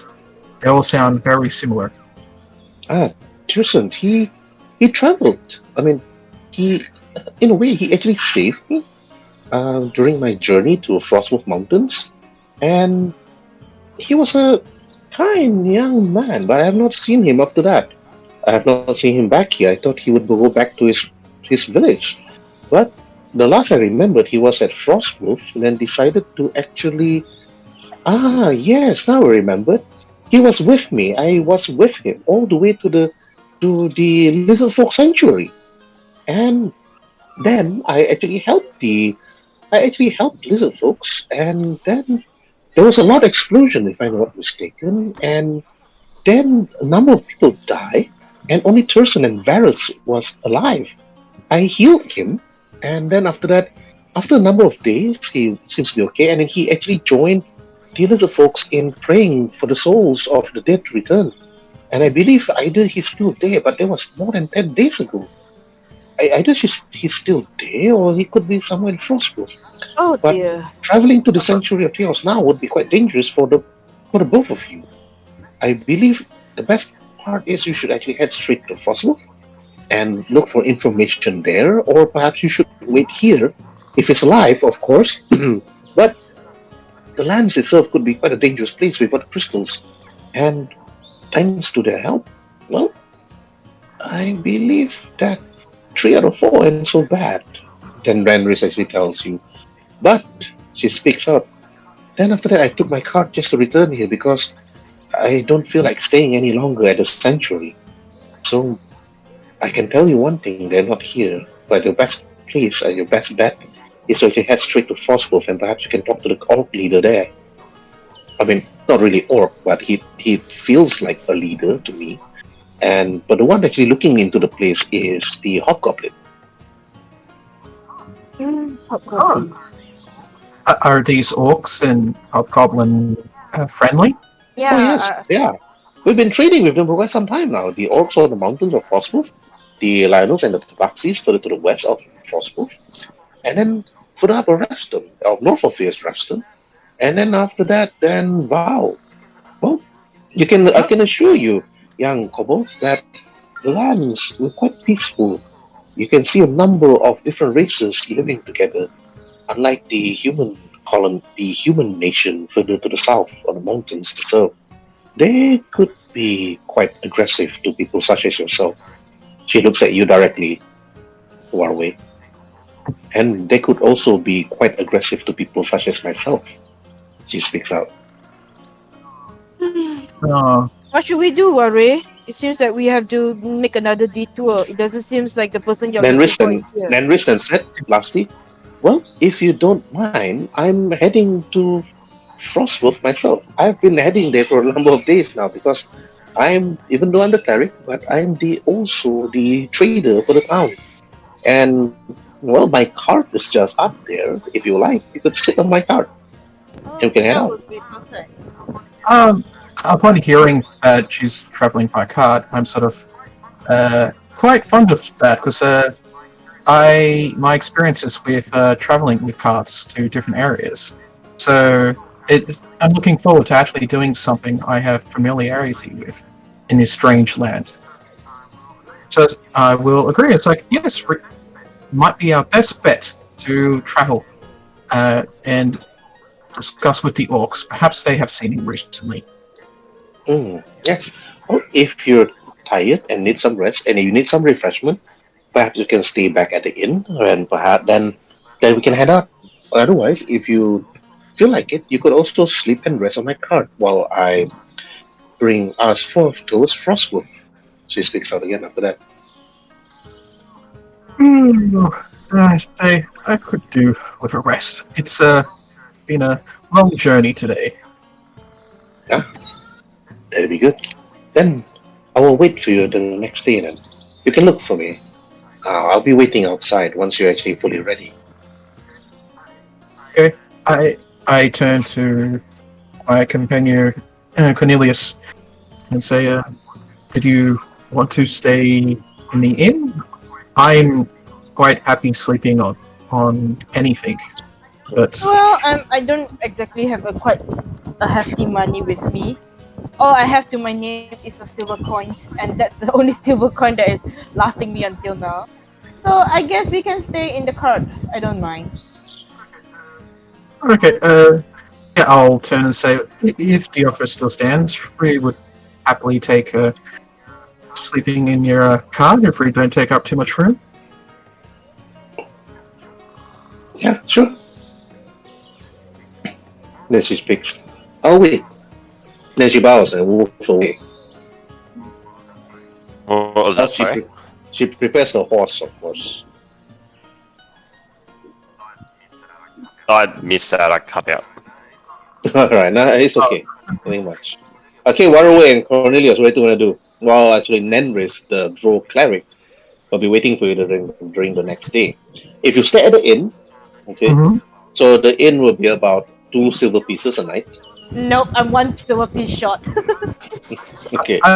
I'm happy to cover you if you want, but kobolds, we sleep in caves, so the card isn't that much of a difference. But I'm not quite sure with Rabbitfolk if they need straw or bedding. Thank you. We can just sleep at anything as long as comfortable. I mean, technically, I don't exactly need a bed to sleep. I can sleep anywhere as long as it's comfortable. But like I say, I'm kind of like 1 silver piece short, and I don't really have a lot of money, a lot of gold pieces to my name. So I guess to save the cost, we can just sleep at somewhere that's offered to us. Oh, fantastic. Did you want to get something to eat in the tavern? Yeah, Oh, I think eating would have been excellent. Spending my only silver coin to eat, I think that would be excellent. I will buy you something. Alright, sure. Consider it as our friendship then.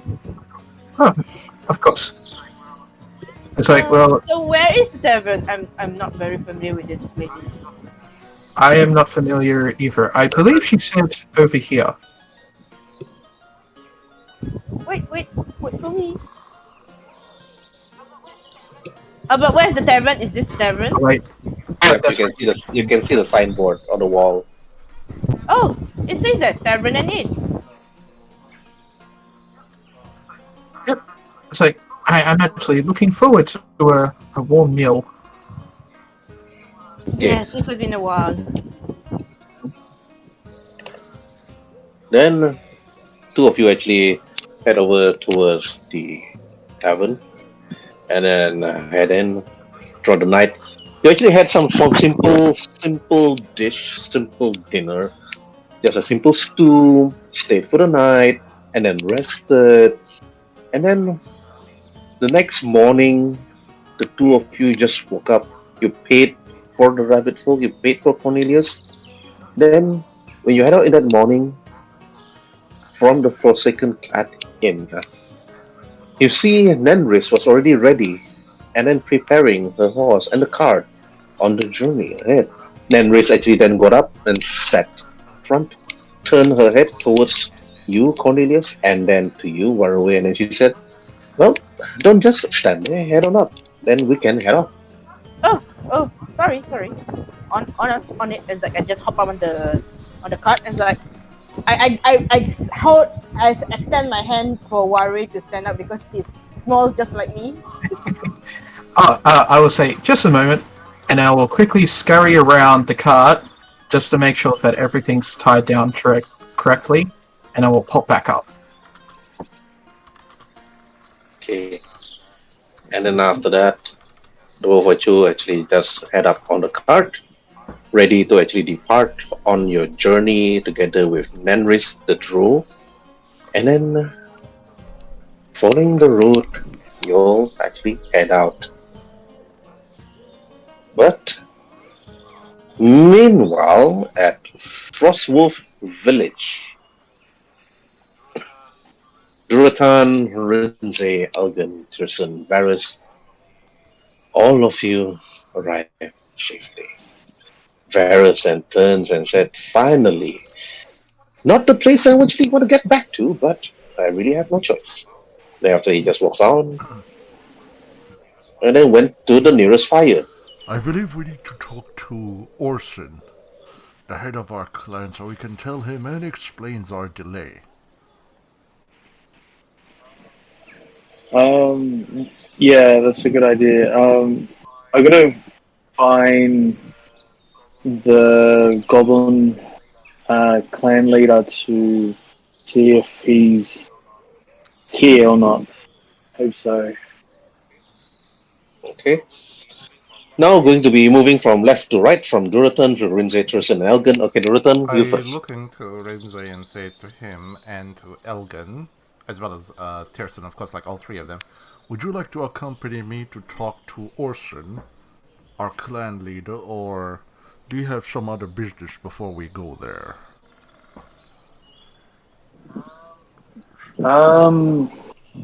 I think he should be the person I need to see. Should be with the clan leader, so should be fine. Okay. I will accompany you. That's not too much trouble. None at all, I say. So, let me lead the way. And as you see him, like, saluting the guard and most of, like, everybody who is, like, saying, "Oh, hi, and hello," as he head to the central biggest tent ever. You don't really say hi, hello, but most of them are like, "Duratan's back! Oh, I thought you were dead!" And many of the goblins like, "Hey, Duratan's back!" Then you head out. Then drag your characters here, please. Oh, yeah, upward. I forgot. Okay. I walk in. That biggest tent doesn't look that big to me. What is this then? Where is this and over here? You see Horus. That is the storeroom, actually. This one is the storeroom. So you have it's underneath the waterfall. Okay, there's just a store. And Horus then looks at you, Duratan, and said, "No, Duratan, finally you're back. I heard stories that you died." It'll take more than just that to kill me. Also, I have something for you. As I unveil the two crystals. One of them is the normal one with its pedestal. The other one I remove the piece of cloth that I have wrapped around it. As I put them on the table. I have our crystal and that of the Tabaxis, I believe, or whoever else is missing one. And I've also have fantastic news. What news do you bring, Duratan? The lizardmen will put their hands in our hands into an alliance once their head shaman talks to the other 4 lizardmen clans. Great. That is interesting news, Orson. Ah, the clans. The Lizardfolks working side by side with the orcs and the hobgoblins. That would be ready. And the goblins too, the one that actually just arrived recently, but apparently they went further up the mountains ahead to make some sort of small camp, because ours is a bit small. But talking to the lizard folks themselves, the other 4 clans, and you just met one of them, that would make talking to the other 3 clans a task by itself. I would give this task to you and perhaps your companion to return.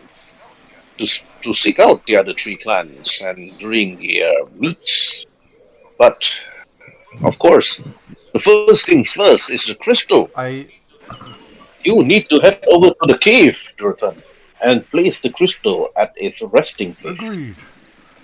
I've also thought that our clan and that of the Tabaxis in Zor could do the same thing.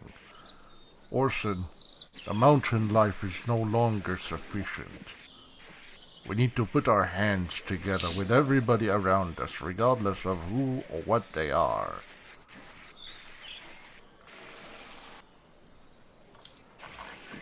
I agree.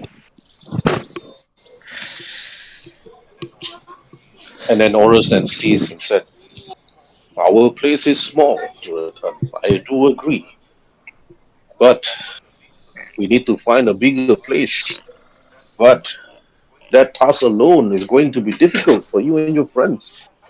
This your new companions. He raised his hands. And I've never seen him before, he points at Elden. And who are you? Oh.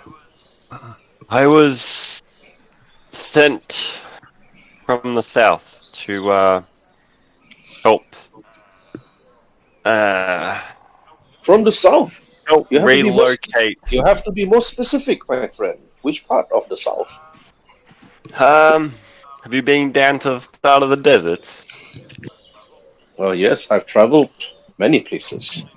But I was born and raised in Honor Hall. I can't give you much more on the reason I'm here. All I can say is I was sent here to make sure each of these 4 villages got their crystals back to help protect them, to correct the imbalance. He crossed his arms like, from Honor Hall. Interesting place. You're not really that far from home. Just crossing the river ahead would bring you quite close to Frostwolf itself. Perhaps I should make my way to Honor Hall to speak to your leader there, perhaps. But first things first, he looks around. I roll insight to see if he knows the Enclave. Okay, go ahead, roll for insight.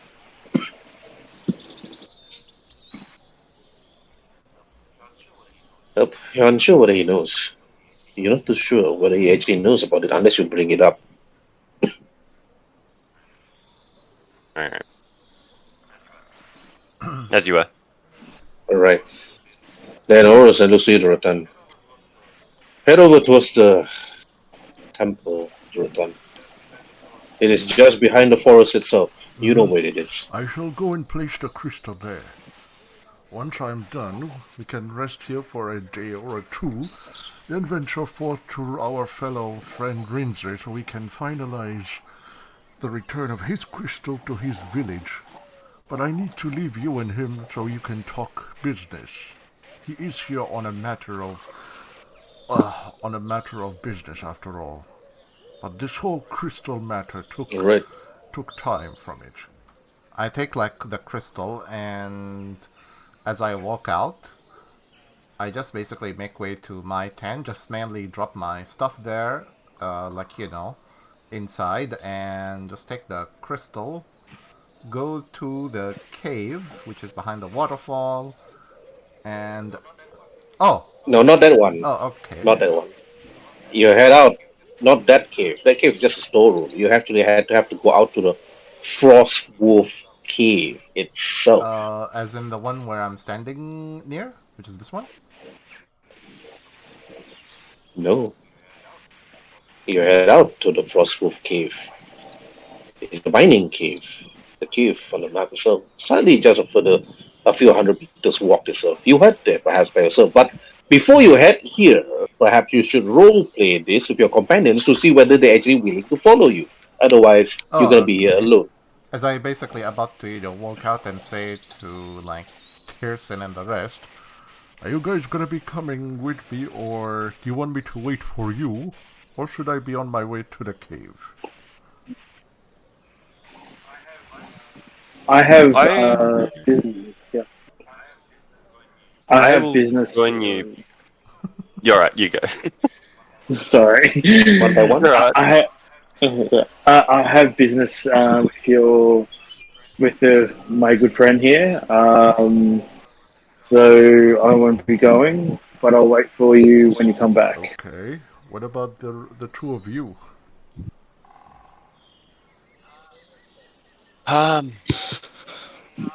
If you give me half an hour to an hour, I can join you. Something I need to do. Okay. I'll be waiting for you outside the tent. you can switch back to them as he will wait for them. No. Wait, is he in there alone? Yeah. Because nobody's following him, so he'll be alone. Oh, I'll follow him. Can I follow You him? have to. Then, if you want to follow him, then drag your character out. Where is... Got it. There he is. So small. Whoa. I kind of like that, but it's a bit creepy. Oh yeah, much better. Much better. I suddenly grew 2 meters more. Okay. It's like, yep. Oh, I can't move it? Alright, there we go. Okay, Druton. Where are we? You enter the cave, Frostwolf cave itself. This is your mining cave. This is one of your mining cave. And you see the orbs actually working the mines itself. The mines itself go further down. You just need to actually enter either one of the entrances, which is actually on the left, on the right. They are only unearthed up to the first level of the cave itself. There is a second level, third level, fourth level, fifth level, sixth level. But most of it is blocked because of the creatures that the orcs found beneath. Of course, the first level and the second level have copper. Further down, there will be silver. Further down, you heard stories of people talking about gold. Further down. Further down again, you probably be finding platinum. Even further down, if you're lucky, you might be finding adamantine. But these are just the stories of the mountains itself. But the orcs are only just waiting to go up to a certain level and then stop, just to get the copper. More than enough for a certain trade. But you are unable to find the iron steel, within the cave. But the temple itself is built within this cave itself. In order to go for the pedestal, you just need to head further forward. The orcs actually looks at you, they just nod their head as they keep on hacking at the wall, at the ceiling, at the floor. Look for more ore. Okay, as you head inside, you just walk together with Rinze. Okay, Bo, you can roleplay while you actually walk over towards the temple pedestal, which is here. I've seen it, and I was going to join them. I just had to do something. Oh, okay. Is it? Alright. Unless if there's going to be no combat, then I can wait. No, combat. I don't think there will be any combat. We can do combat with the barrels. No combat maybe next week. No combat today. Oh, cool. Alright, then I can wait. I'll go with them. Okay, well I'm gonna roleplay. Because what's his name? Rinze does appreciate good scenery when he sees it. Any I don't know, for some reason he likes things that's kind of creepy in a way. And so it's like, this is a nice looking cave. It feels quite creepy in a way. Huh, I like you it. should go down deep with some of the miners. They have the craziest stories down there. The further you go, the richer you get, but also the more the danger. We only mainly dig for copper. Heard stories of gold and diamond and precious metals and stones. Okay, the return roll Okay. for history.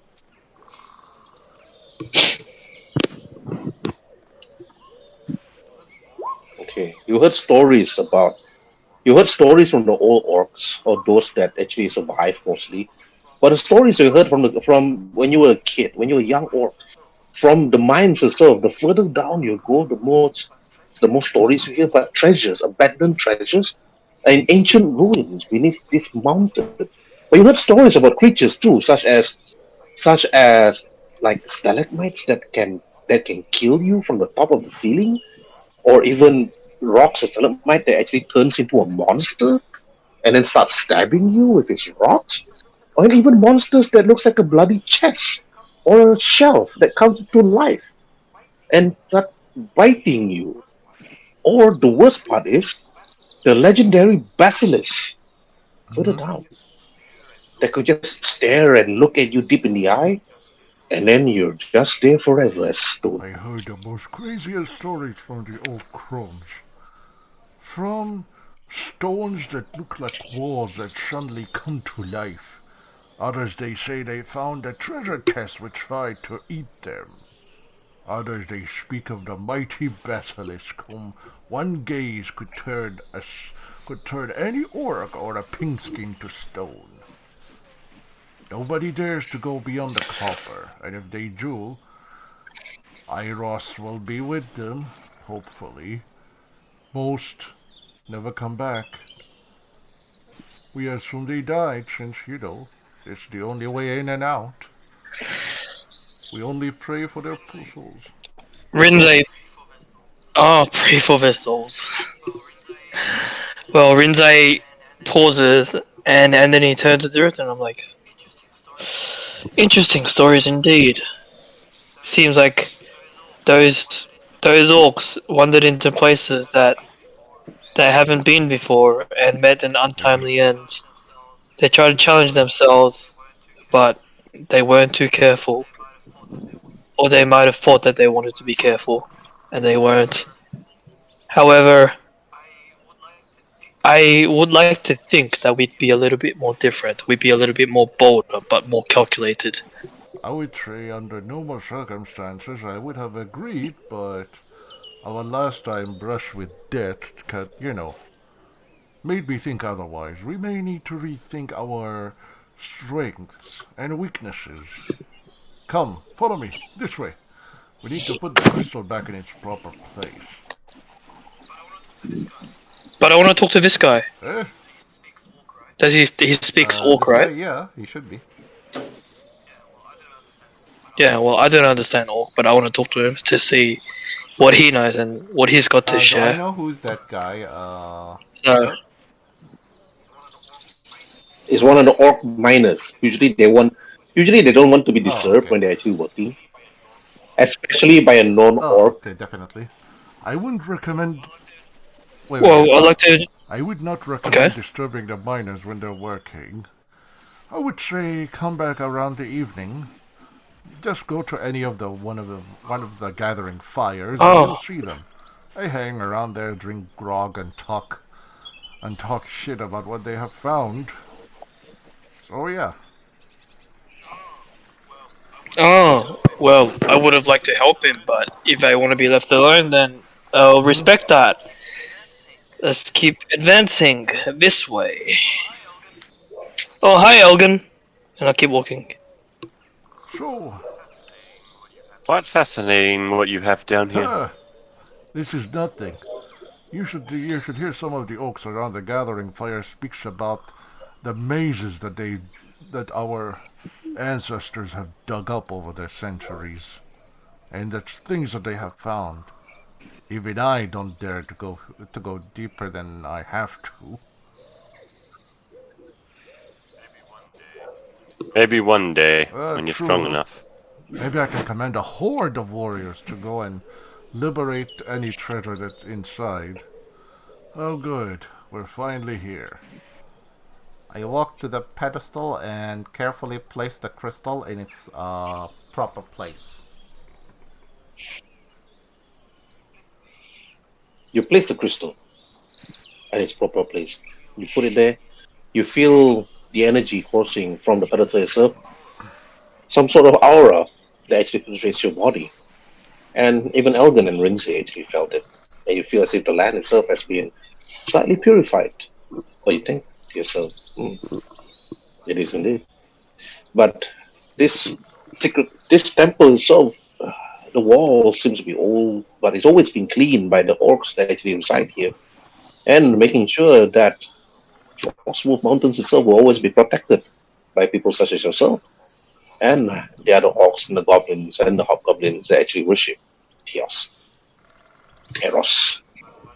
Okay, what do you want to do? After I place the crystal, I back away, do like a little bit of a short prayer, then I look into Elgin and Rinze and say to them, well now, 1 down, 3 more to go. Next up will be Rinze, followed by you, Elgin.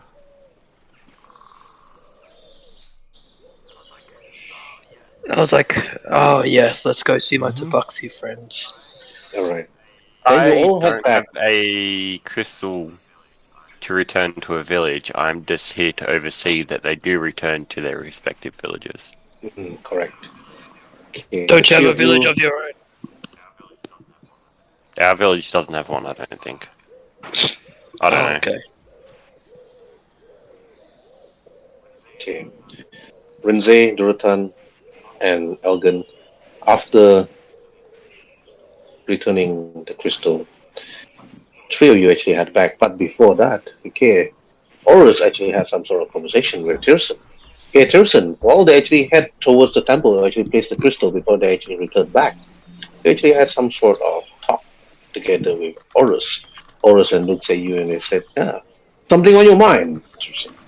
Yes. Yes. My village needs some ore from your mines to have a trade agreement, and we can supply you with wood, food, bits and pieces, not too much, but we mainly need materials like iron and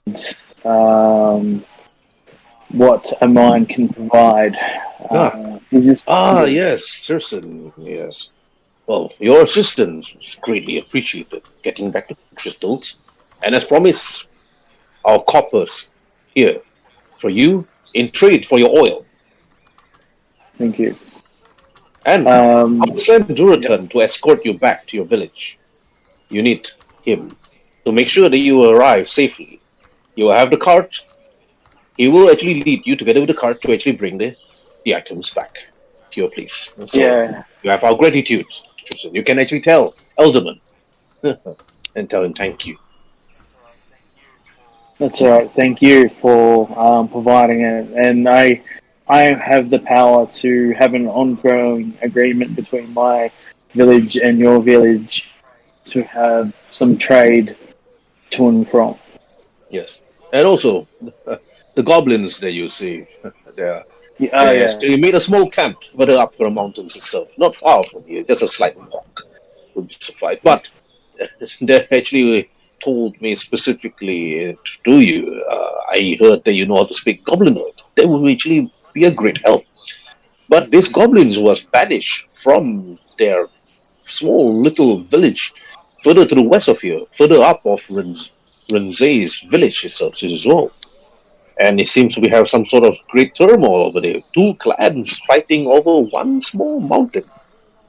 Yes, I I'm going to chuckle and say, yes, I've heard of this. I'm still puzzling out how I'm going to approach this because it's just when two clans hate each other, sometimes they don't look at facts and logically when they're aggressive, and I'm just pondering of how I'm going to approach this. Just Yeah, but the worry not, Tristan. The goblins that you see, they are in debt to you, and you could always return here.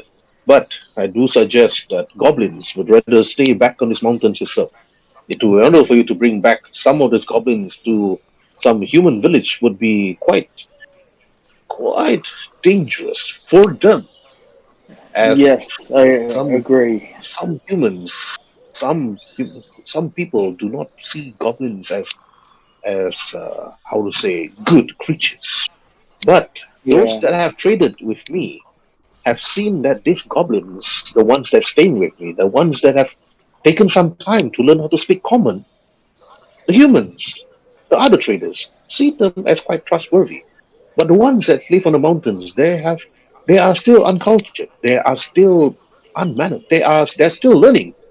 But if you could perhaps spend some time, or but Vow is a distance from here. Perhaps you could ask Duratan if he is willing to teach the goblins at least some common language. At least they will be able to survive in the human world.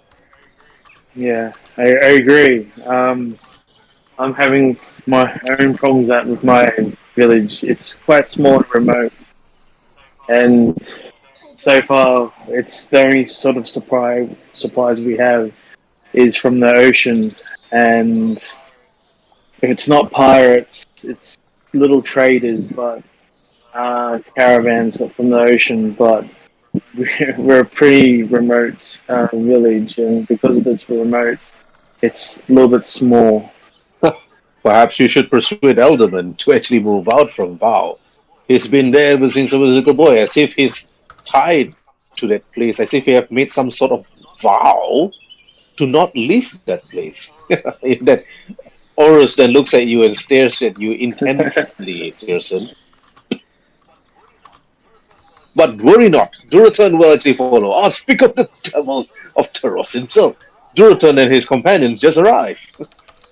Yeah.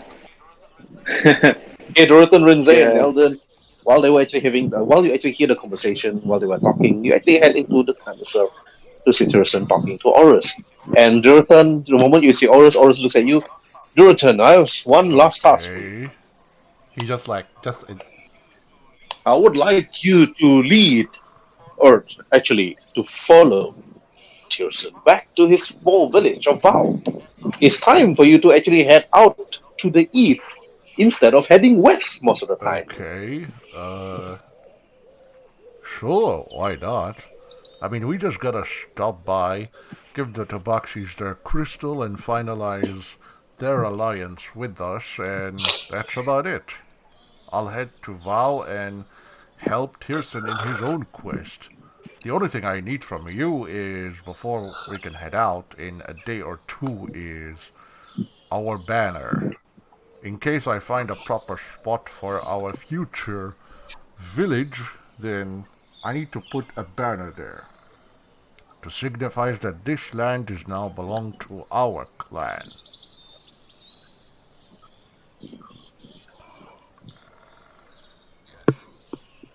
Yes.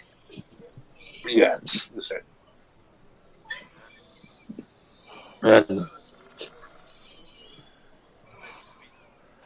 when he speaks, then you should get ready to leave. However, Rinsei, Duratan will bring you to see this wall, and for you to actually put your crystals back to your compound, where they'll be safe. And Elgin, I believe you would follow them too. Yes. Yeah, great. And he looks at you, Turson, and Turson, remember our conversation. Most definitely. I give him a bow. So you give him a wow as you A actually. bow. Mhm. Like a bow. Yeah, yeah. All right. And then, while you're all busy having conversations, meanwhile, Cornelius and Waruay, while the three of you were just busily traveling the lands, and in the distance up to the mountains itself, you see the village of Frostwolf itself. And then when you arrive, Cornelius and Waruay, you see that Nenris jumped down, and then you see her actually talking to one particular goblin outside the gate. What do you two want to do? I jump off the cart and it's like pet, pet, pet. It's like stretch, stretch. It's good to have finally some walkings after sitting for so long. Is it cold? Is it like cold in It's like, it's the? cold here. It's cold. It's like I wiggle my bunny nose. Like, cold I, indeed. I'll hop down and sort of stretch, and it's like, it feels like home here. The other place was warm, but this is perfect. Oh, it seems that Amaris has gone on before us. Perhaps we should see around the village what we can find. Perhaps we could find the person that you are looking for. But yes, was a human, right? Yep. Elf, Yes. elf. See? Elf. Elf, Yes, yes. elf. Yes, an elf. Trison, Trison. Yeah. So Tiresome. Right. Oh well, let's Yeah, go look around for this Tyson person. Long hair, black yeah. hair, dressed in full It, black, very it shouldn't white. be too difficult to find Yep, The yep. elf goblin, the among. goblin at the gate heard the conversation and expect, "Hey, you're looking for Tarzan? Yeah. Let me see this dark-looking man with long flowing black hair and a kind of pale head. Sorry, guy. He's just here, actually. He's just talking to our chieftain."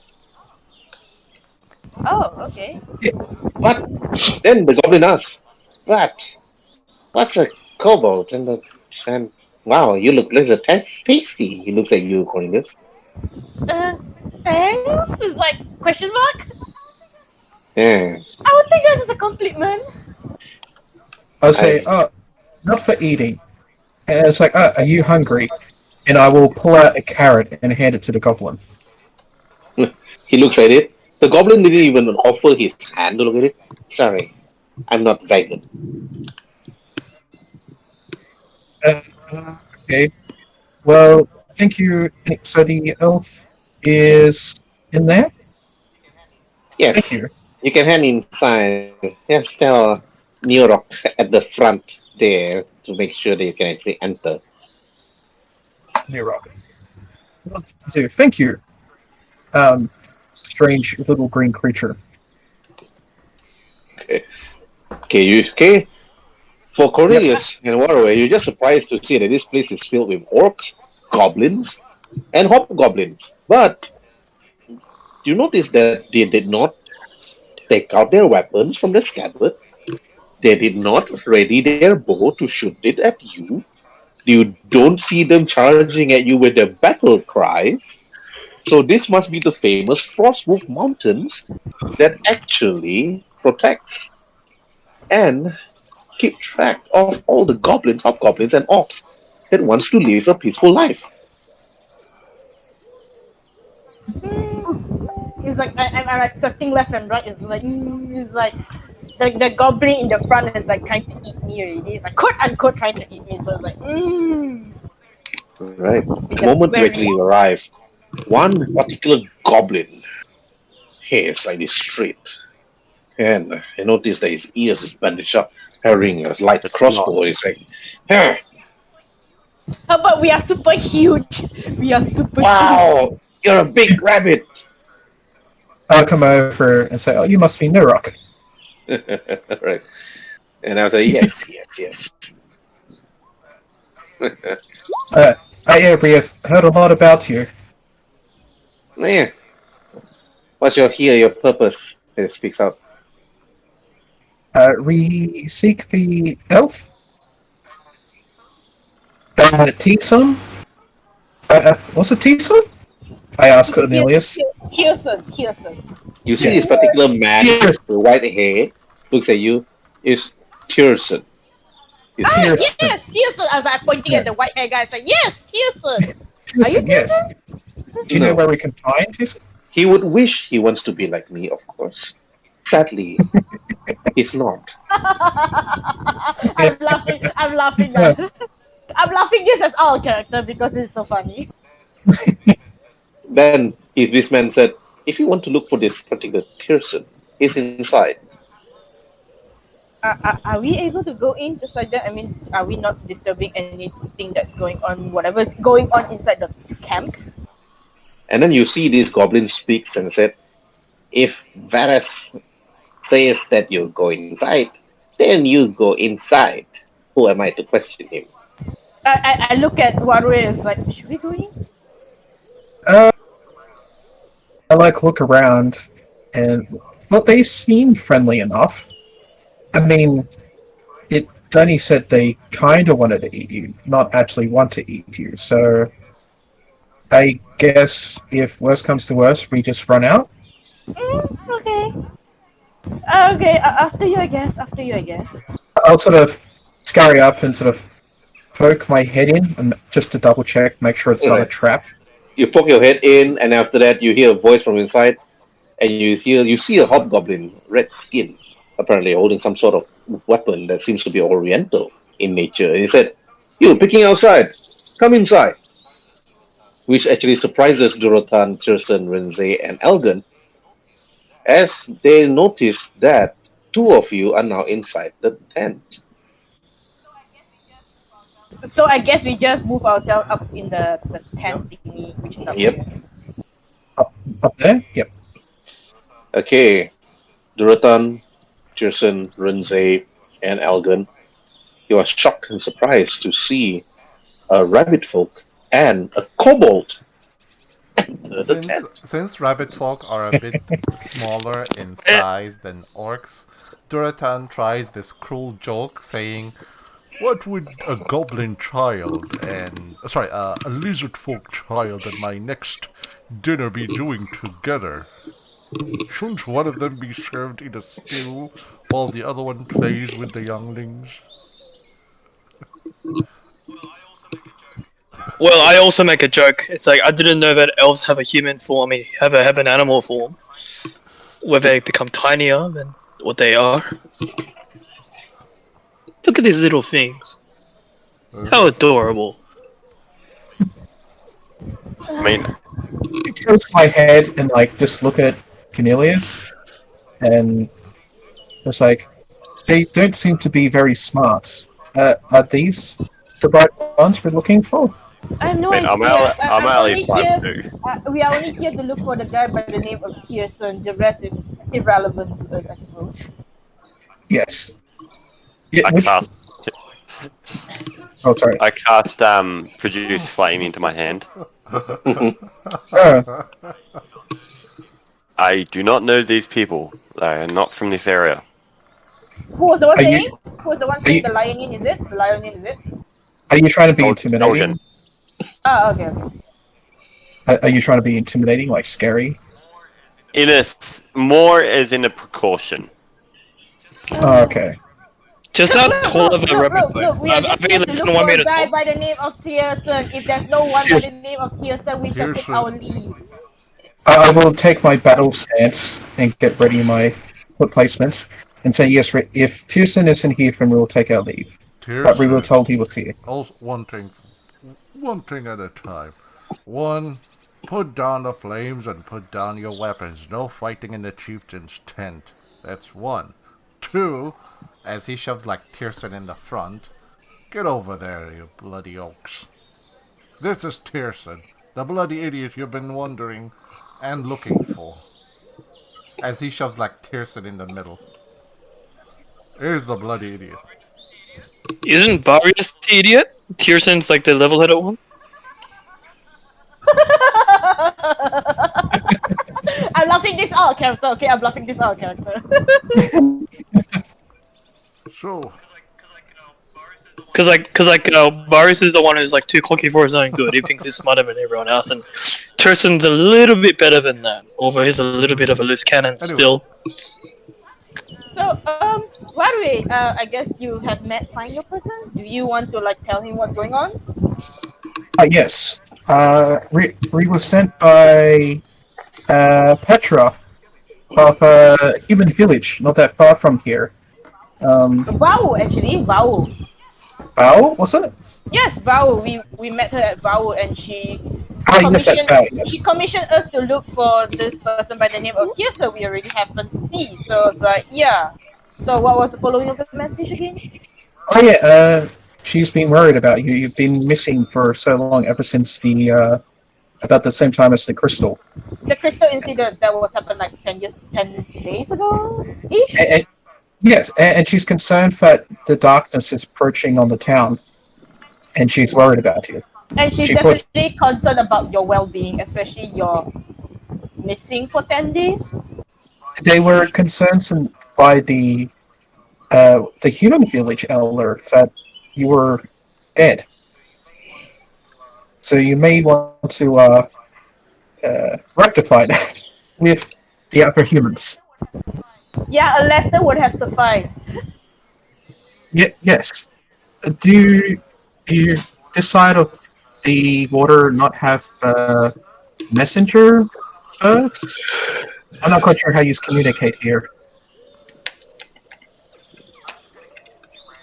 I'm just going to continue rambling on with Cornelius, like a back and forth. Yeah, it's like back and forth. It's like he say one word, I say one word. He say one word, I say one word. Yeah.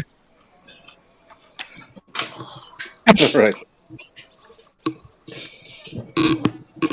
Tiersa is surprisingly quiet.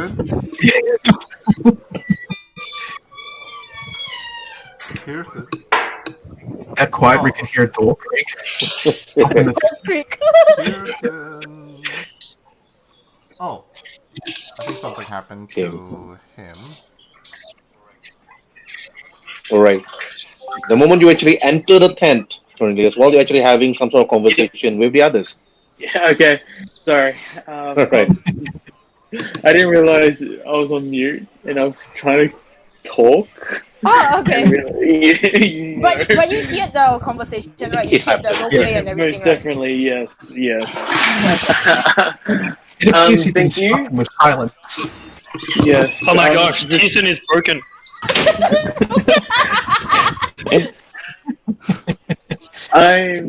It's, by the way, it's Petra, not Betra. P or B? Petra? Petra. Petra. P-E-T-R-A. Tetra, yeah. Okay, yeah. Okay. And she's a lovely person, and I pretty much think just daydream a bit. Okay, back to how do you know Tetra? Like I said, like we said, it's like I pointing at both me and Waruay. It's like we said, we have stumbled across the village of Wow, and she greeted us. The fine lady by the name of Petra Nicole. She entrusts us to find you, which you have so happened to been gone for 10 days over. She's worried sick. I said things like I was supposed to give her a charm from my village, and I sort of go and ramble on for the next 20 minutes about how I came here. Oh, that's a very good traveling experience, I guess. Just scratch my head. Is Maris in town? I do need to talk to her about other things, but I need to catch her before she goes again. Look at Cornelius and say, Maris? Maris, elf lady. Cornelius? We look at each other, it's like question mark in our head, and it's like, what? I don't think we came across such person. The only person we met is the cleric of the town and Petra. Yeah, just the two of them. We didn't see any elves. They're all humans, right? I think they're all human. This person who came with what describe, please. Describe. You mean the person who helped bring us here? Yes, yes. Ah, yes. She went off further into the village. She had some training. You meant the drow lady, right? Yeah. Oh, yeah. She left us. She left us by the cart, and she just went straight to the village. Not sure where she went. She seems to have other business aside from us, so we just took our initiative to come here. I'm sorry. Like you humans all look very similar. How can you tell each other apart without scales? I beg your pardon. I beg your absolute pardon. I look at you and say, "Oh, you're easy with the different coloration of your fur." Yes, that's because I'm a rabbit folk. Did you not see these ears? It's like I'm pointing. I'm playing with my ears. It's like I'm like showing him my fluffy long ears. And I know you're a rabbit folk. While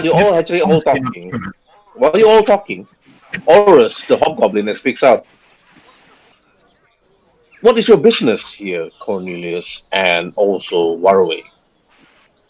Like we said, we are here to look for the person by the name of Tirsa, which we found it. Good. Then it seems that you came at the right time. It seems that Tirsan apparently is actually heading straight to Sizo. Apparently applying Rinzai to actually send his crystal back. I hit until sushi roll. Could you repeat that part again? It could be to you. It doesn't matter. But then it sounds like sushi roll, CZ roll. Doesn't matter because to you maybe Oriental names could be different for your character. So you could actually roleplay that like sushi rolls or whatever. But then Orusan speaks, and then with Duratan here, while he actually gets himself prepared, you could actually journey straight to Shizuo and then return back to Crystal the way it belongs. Then you can accompany Varus and also Tirsan back to their location. So, in other words, you are bringing him back to safely to whoever this lady is that you actually mentioned. What's her name? Pepsi Cola? I didn't hear it properly. Petra. Oh, Petra. Oh, sorry. I thought I heard Pepsi Cola or something. Sorry. Yeah, it's a nice little human.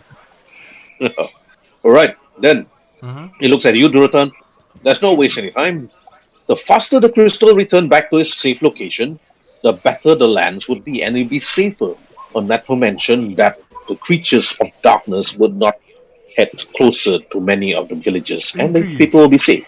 Once I gather my stuff and we can leave here in the morning, I need also to take on one of our village flags so that in case I find a suitable plot of land, I can christen it as ours with our flag. No, you don't do that yet, Duratan. You bring Rinzai back to his village. Then you do the same to Tirsan. Then once you're done, then you can actually carry the flag. But if you're going to be waving it around, it'll be a bad choice. I would suggest maybe you put it into your backpack. I was assuming that you'd be waving it around like some crazy orcish on the land. Do I look... He just simply let me actually select the proper emoji, and he's like, kind of like this. He's like, do I look like, a pink skin idiot? No offense, Tirsan. I look at Waruay. I whisper to him, it's like he does look like one. I like nod profusely. It's like anyway, yes. I'll put the flag in my backpack. Once I find it. What the hell is that sound? What is that sound? I don't want to say it out because we're recording. Sorry, there's some wind going on. Anyway. Okay. Anyway, it sounds like something else. I will put the flag in my backpack. Once I find a suitable plot of land, I will christen it as our land. Hopefully, it's gonna be a good piece of land, and yeah. But let's not waste any time. We're gonna leave here tomorrow morning with the first light. That should give us more time to rest, sleep, and eat. Good. Yes. Then the rest of you stay for the night, and then we shall celebrate for the return of the first crystal. And then all of you will leave during the first morning.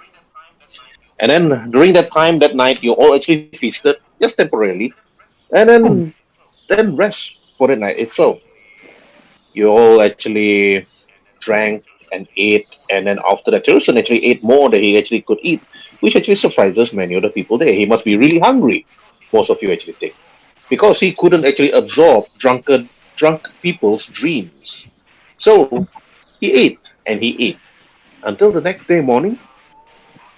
You all In the actually night, rest. there's something that I wanted to do. Okay, what do you want to do at night? Oh, ominous.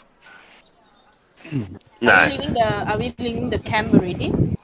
No, I just want to hear what he wants to do at night before the next day morning.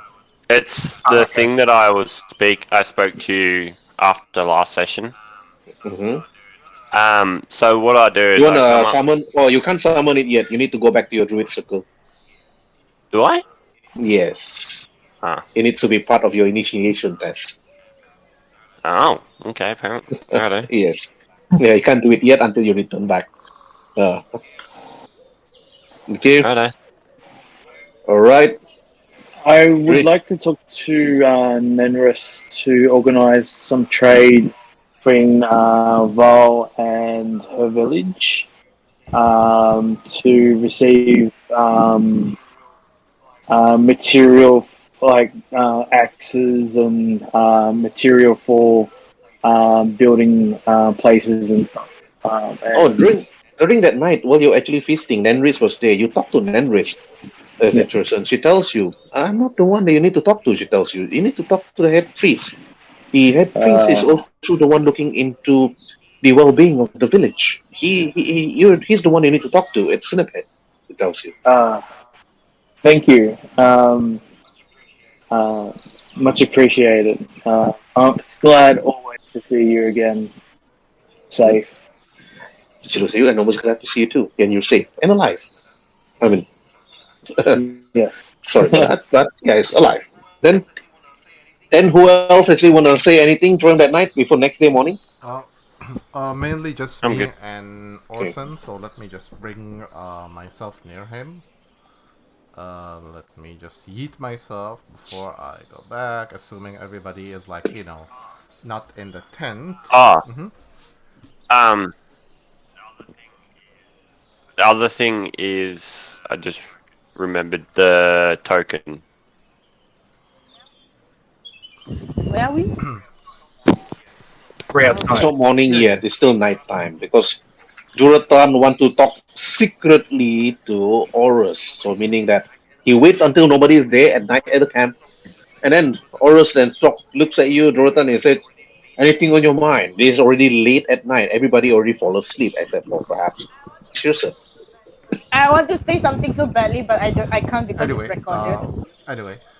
Okay. Yes, there is something on my mind. After our last brush with the Lizardfolk, I realized that how small and weak our clan is compared to everything around us. I was thinking, not only we need to ally with the Lizardmen or the Tabaxis or any of the other one, we need to be as one nation, one village, one clan, against everybody else. The world is no longer the same, Orson. We need to start to look beyond our borders. Once we finalize the return of the crystals and the alliance with every other clan, we need to start looking into building ourselves as a fighting force. I can assure you one thing, Rotam. As long as the mountains to the south, beyond the desert plains itself, protects us from the humans of Titania, I can tell you, the leader, the Lord himself of Titania, wants to see many of our races gone. But I heard stories that the prince himself has vanished, and it seems that the Lord is in distraught. But as long as they are unable to find the prince, we'll be safe. Agreed. But just to be safe, let's start, preparing for the worst. But if you and your new companions ever find a place in the lands itself that you might find suitable, and perhaps you can talk to that druid, Elgin. He knows a thing or two of the lands. If he thinks that the land is suitable for a base that our people and his people and the many peoples here in this land could be safe, it will be Agreed. good. You should actually bring this up with him whilst you Agreed. actually travel the lands. And I agree with you, Jonathan. But first things first, you must ensure that the crystals arrive safely at all 4 villages. Definitely. I'll make sure all the crystals are returned. And during our journey, I'll talk to Elgin about the plans of finding a suitable place for everyone. As long as it's suitable for every one of our small clans to share, then it should be okay. Once that is done, we can look into building our warriors and start preparing ourselves for the worst. And that's when I simply salute him as I go back into the party, finish drinking grog and everything, and that's when I go into bed and just sleep the night off. Alright, okay, you see the night off. Okay, nobody else actually want to have discussions at night, right? So, okay, can fast forward to the next morning and head straight to Rinze's village. Let's do it. Before we leave in the morning, I'll pull up Duritan and just remind him of what we talked about back at the temple about the Oh yeah, tokens. definitely. Assume this is basically the following morning, Herb, and while I'm fully prepared and whatnot, and while everybody else is preparing still or just waking up, I come to Orson. I say Good morning, Orson.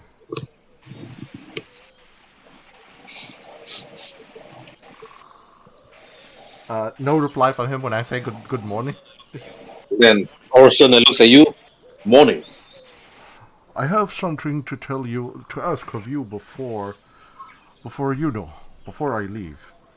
Our friend, one of our companions, seeks a token of our village to say that his task has been completed.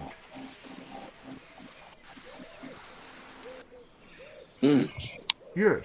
A token. A small token. A token. A small token of you from our village for him to say that his task has been completed, otherwise his own people will never believe him. He went over to one of the chests and then picked up a really small item. Oh, this would be a sufficient enough proof that he have completed the task. I take the item which he gave me and head towards who's the person that told me to this Elgin? Yeah. I head towards Elgin, who is of course once I step out I see you you're at the fire camp and I'm like, hey, good morning, Elgin. Morning, Duritan. How are you? And that's when better sleep than we've had in the last week. Oh, before I forget. And he passed you the token which given to him by Orson. Orson giving me this to you. A token of appreciation and to say that your task has been completed.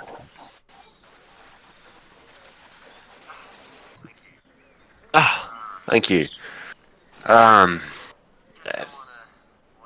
Just don't want to leave any ties not crossed, so to speak.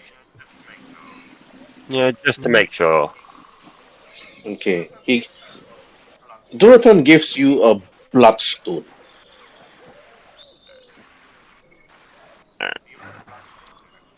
When you look at the bloodstone, you're like, okay, this is the token. But it's quite rare that mountains such as this have bloodstones. It's nicely carved too.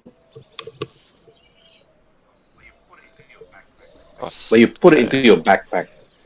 And then after that, you all get prepared to actually leave. Nenris, the drow cleric, actually left straight and head to Cinnapad after she got most of the stuff that she actually needed for trade. And then the rest of you actually journeyed to Shizor, where actually Rinza's village is. And when you all actually arrive at Rinza's village, we about no hassle actually, just a simple few days travel, which was actually quite easy. And the skies itself seems to be quite clear during that time too, which actually makes travel much easier. And after when you all arrive at Shizizuo, Rinze head immediately straight to Arslan's house, where Arsalan then looks at you, Rinze, and then he said, I heard stories that I thought that you would be dead, Rinze. The moment we see you coming down from Frostwolf, from our mountains itself, we were actually very happy. And he bows. You are indeed. He walks over to you, and then after that, he touches your shoulder. You have indeed made us all proud, Rinse. Please, place the stone into the altar beneath the blades.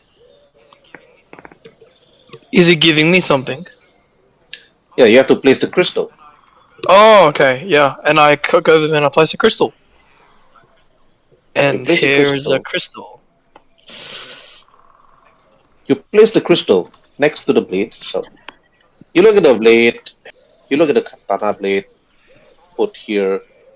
It's always been there, never been used. But then Azalan then speaks out and said, the blade and the crystals are one, and say, that is a relic of our forefathers. The katana used by the great warrior Virgil. It is, of course, a replica.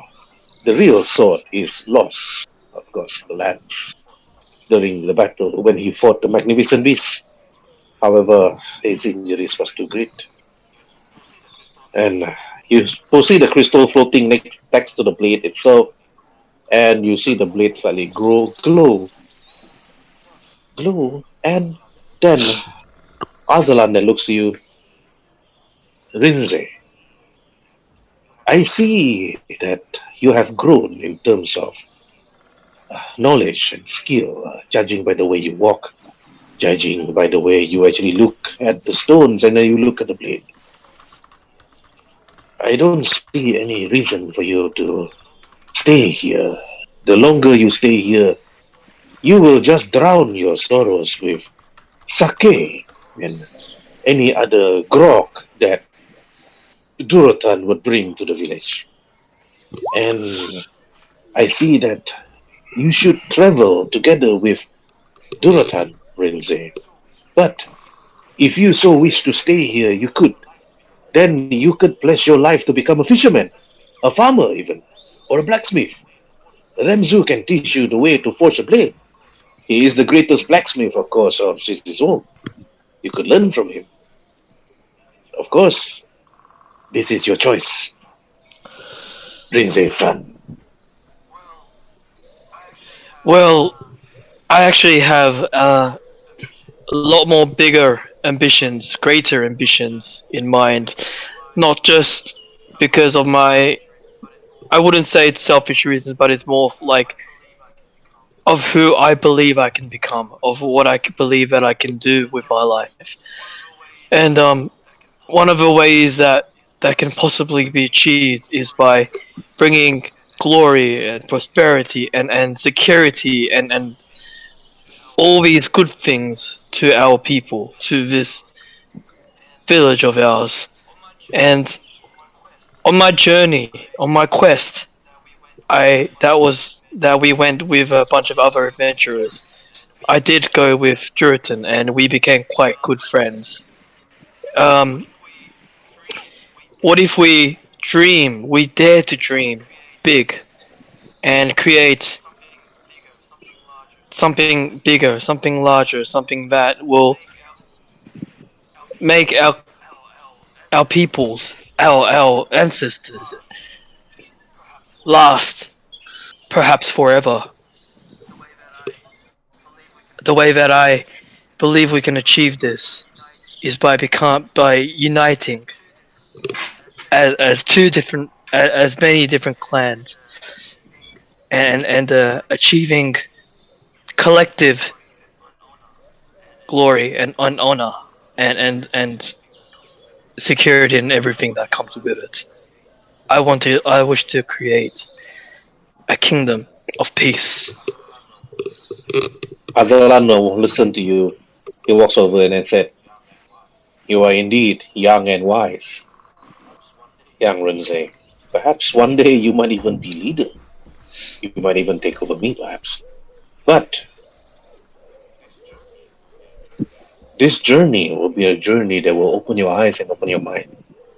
Perhaps when you return, you can actually unlock the many secrets of the lands as well. And I'll tell you more. There is something that I need to tell you, but only when you are ready, Renze. Because currently, at your current level, you are unable to proceed further. I mean, at your current power, you are unable to proceed further." He speaks. And then he said, "And then roll for religion." Me? Okay.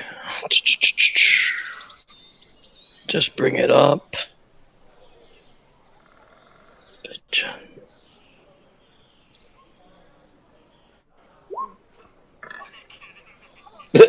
Are you kidding me? Holy shit. The one is going everywhere, man. Okay. Why That's is this not- happening tonight? You slightly sense as if that the sword glows slightly. You turn your head, you quickly turn to look at the sword, and you turn to look at Aslan. You feel as if there's some sort of aura the moment you spoke about growing yourself to be stronger, mature, and one day return and take over. But Aslan that looks at you, there's no point for you to stay any longer, Renze. I will see that upon your return, hopefully, and I wish to see you back, perhaps, as a better learner, and perhaps to lead. But until I see that growth, until you are fully ready, Renze, and once the blade fully chews itself, and who should lead, and only then you'll come. You should follow your friends to wherever Wait they a may go. minute. So the sword, like the blade, chooses when I'm ready, or senses something, or says something. It senses something, but you're unsure what it senses. Because you roll a 1 at religion, so you don't know. Right. Okay. Then I want to ask him. It's like, all right, I am not ready yet. I fully accept that. What is it that I must do, or what are the kind of things that I must pursue in order to become ready? Seek out the troubles of the land. Seek out the troubles of the land. Yes. He looks at you. Use your wisdom wisely, Lindsay. You will understand what I'm trying to tell you.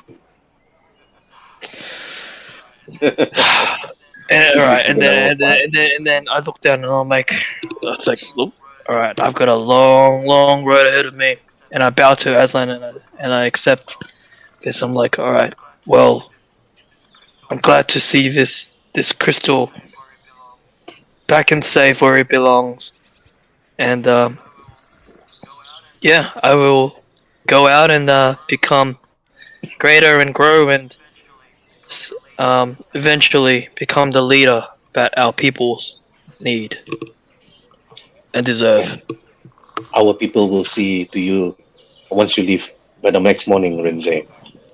He's bringing the crystal back would actually help. And as you can sense, the land is being purified by the crystals itself. How it vanished and how it got taken, until now we do not know. But we heard stories about a dark crystal, a crystal so powerful, so dangerous, and so filled with mystery that anybody that tries to take it forcefully or even destroy it, their life will be taken.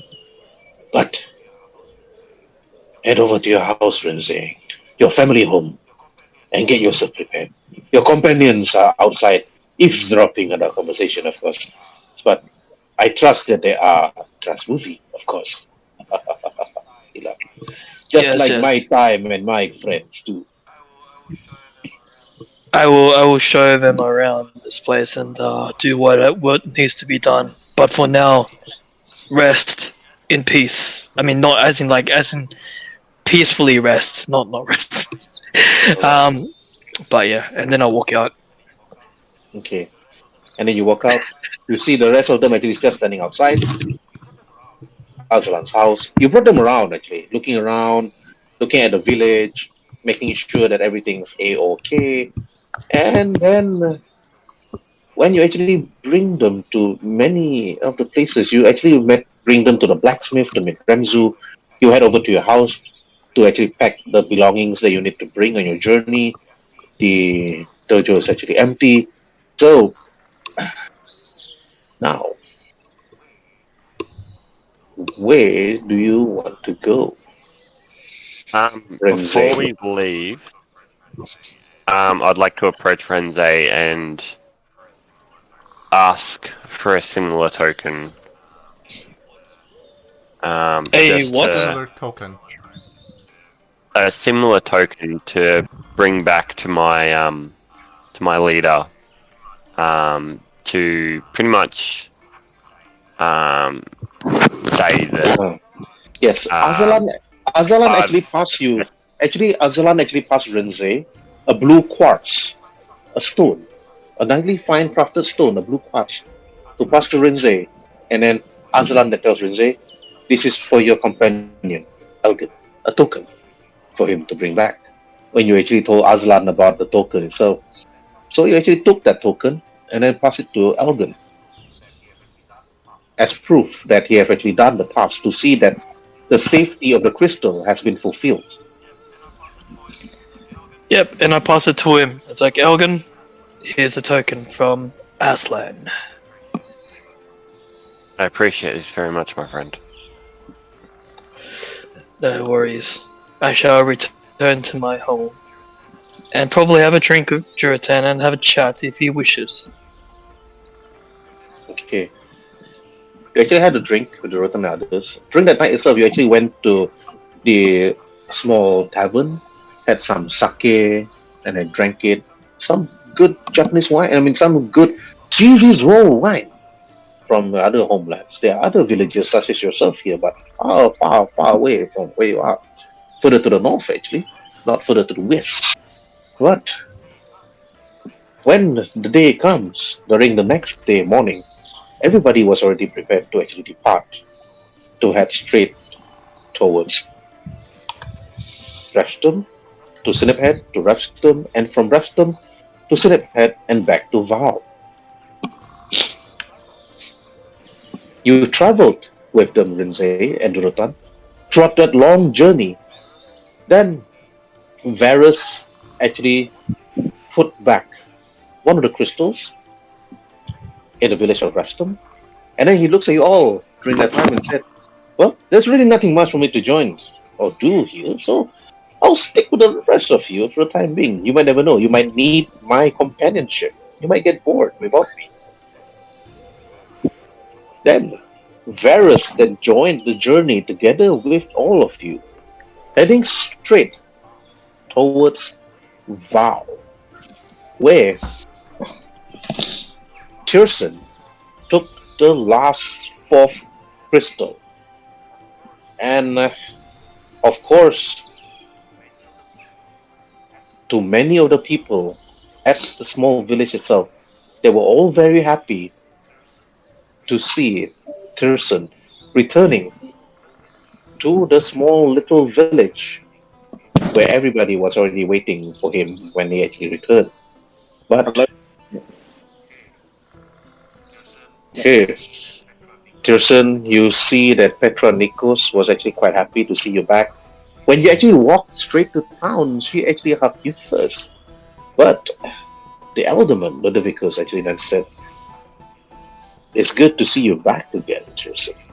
But when you look around, everybody was actually astonished to see you alive, but they were not surprised too at the same time.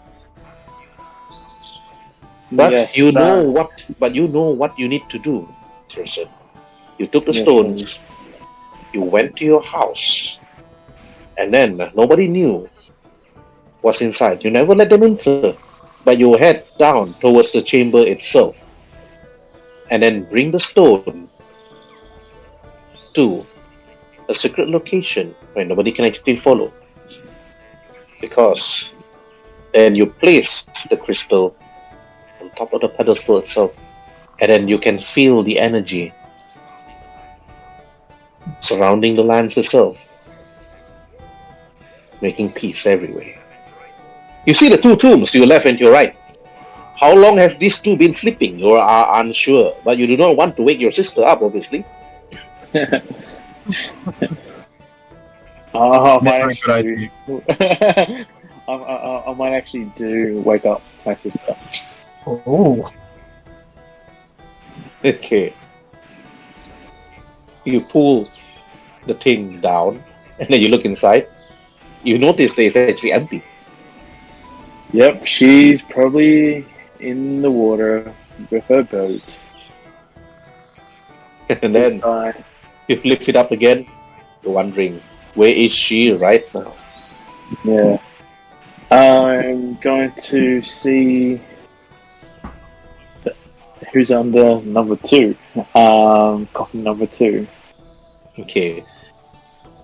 You look at coffin number 2. When you look open it, it is also empty. No notes, no nothing.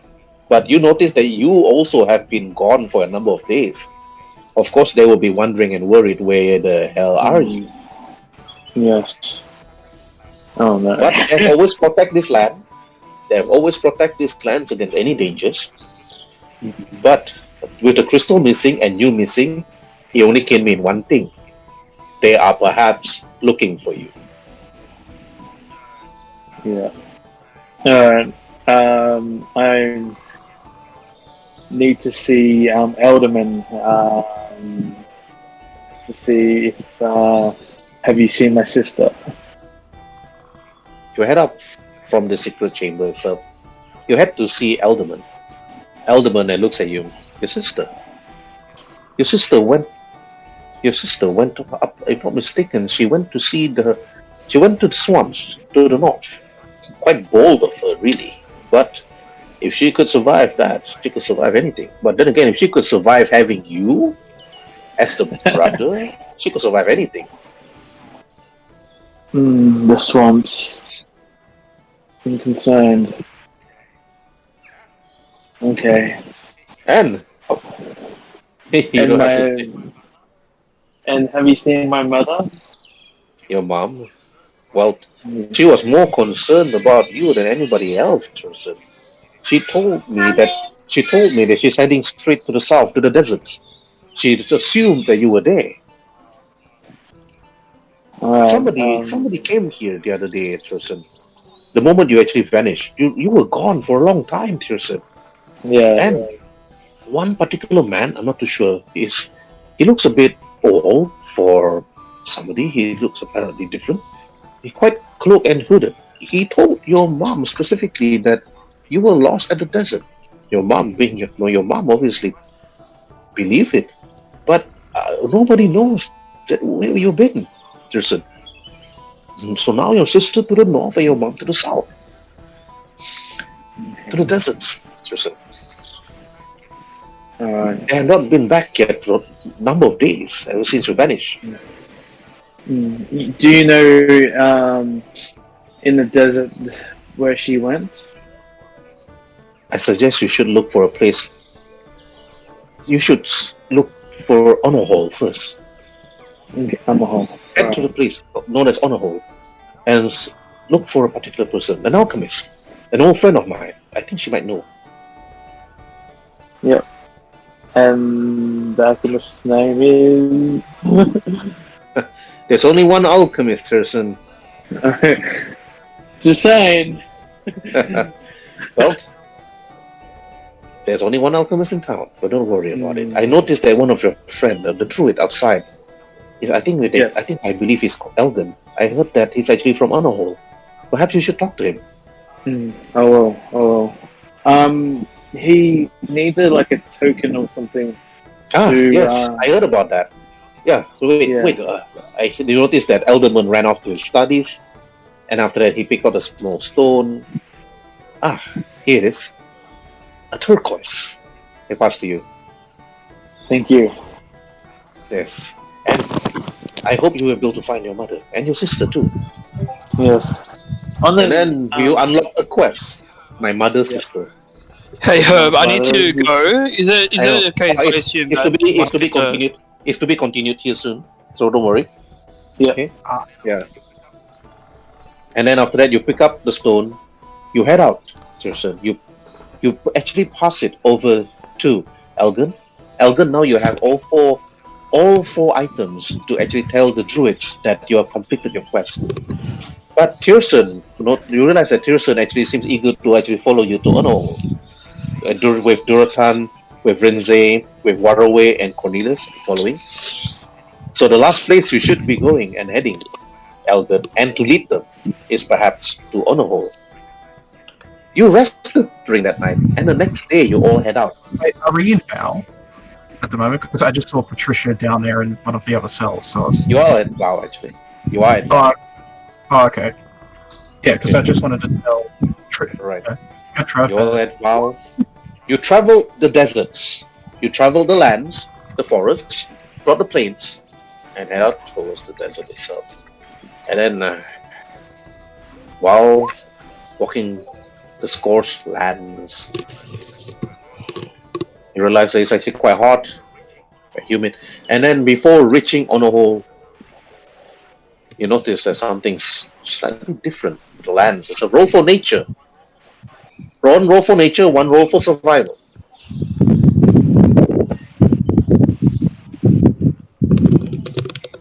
Damn it. Okay, Elgin. It is already too late. You notice that in the distance, a sandstorm is actually coming over to you and your party.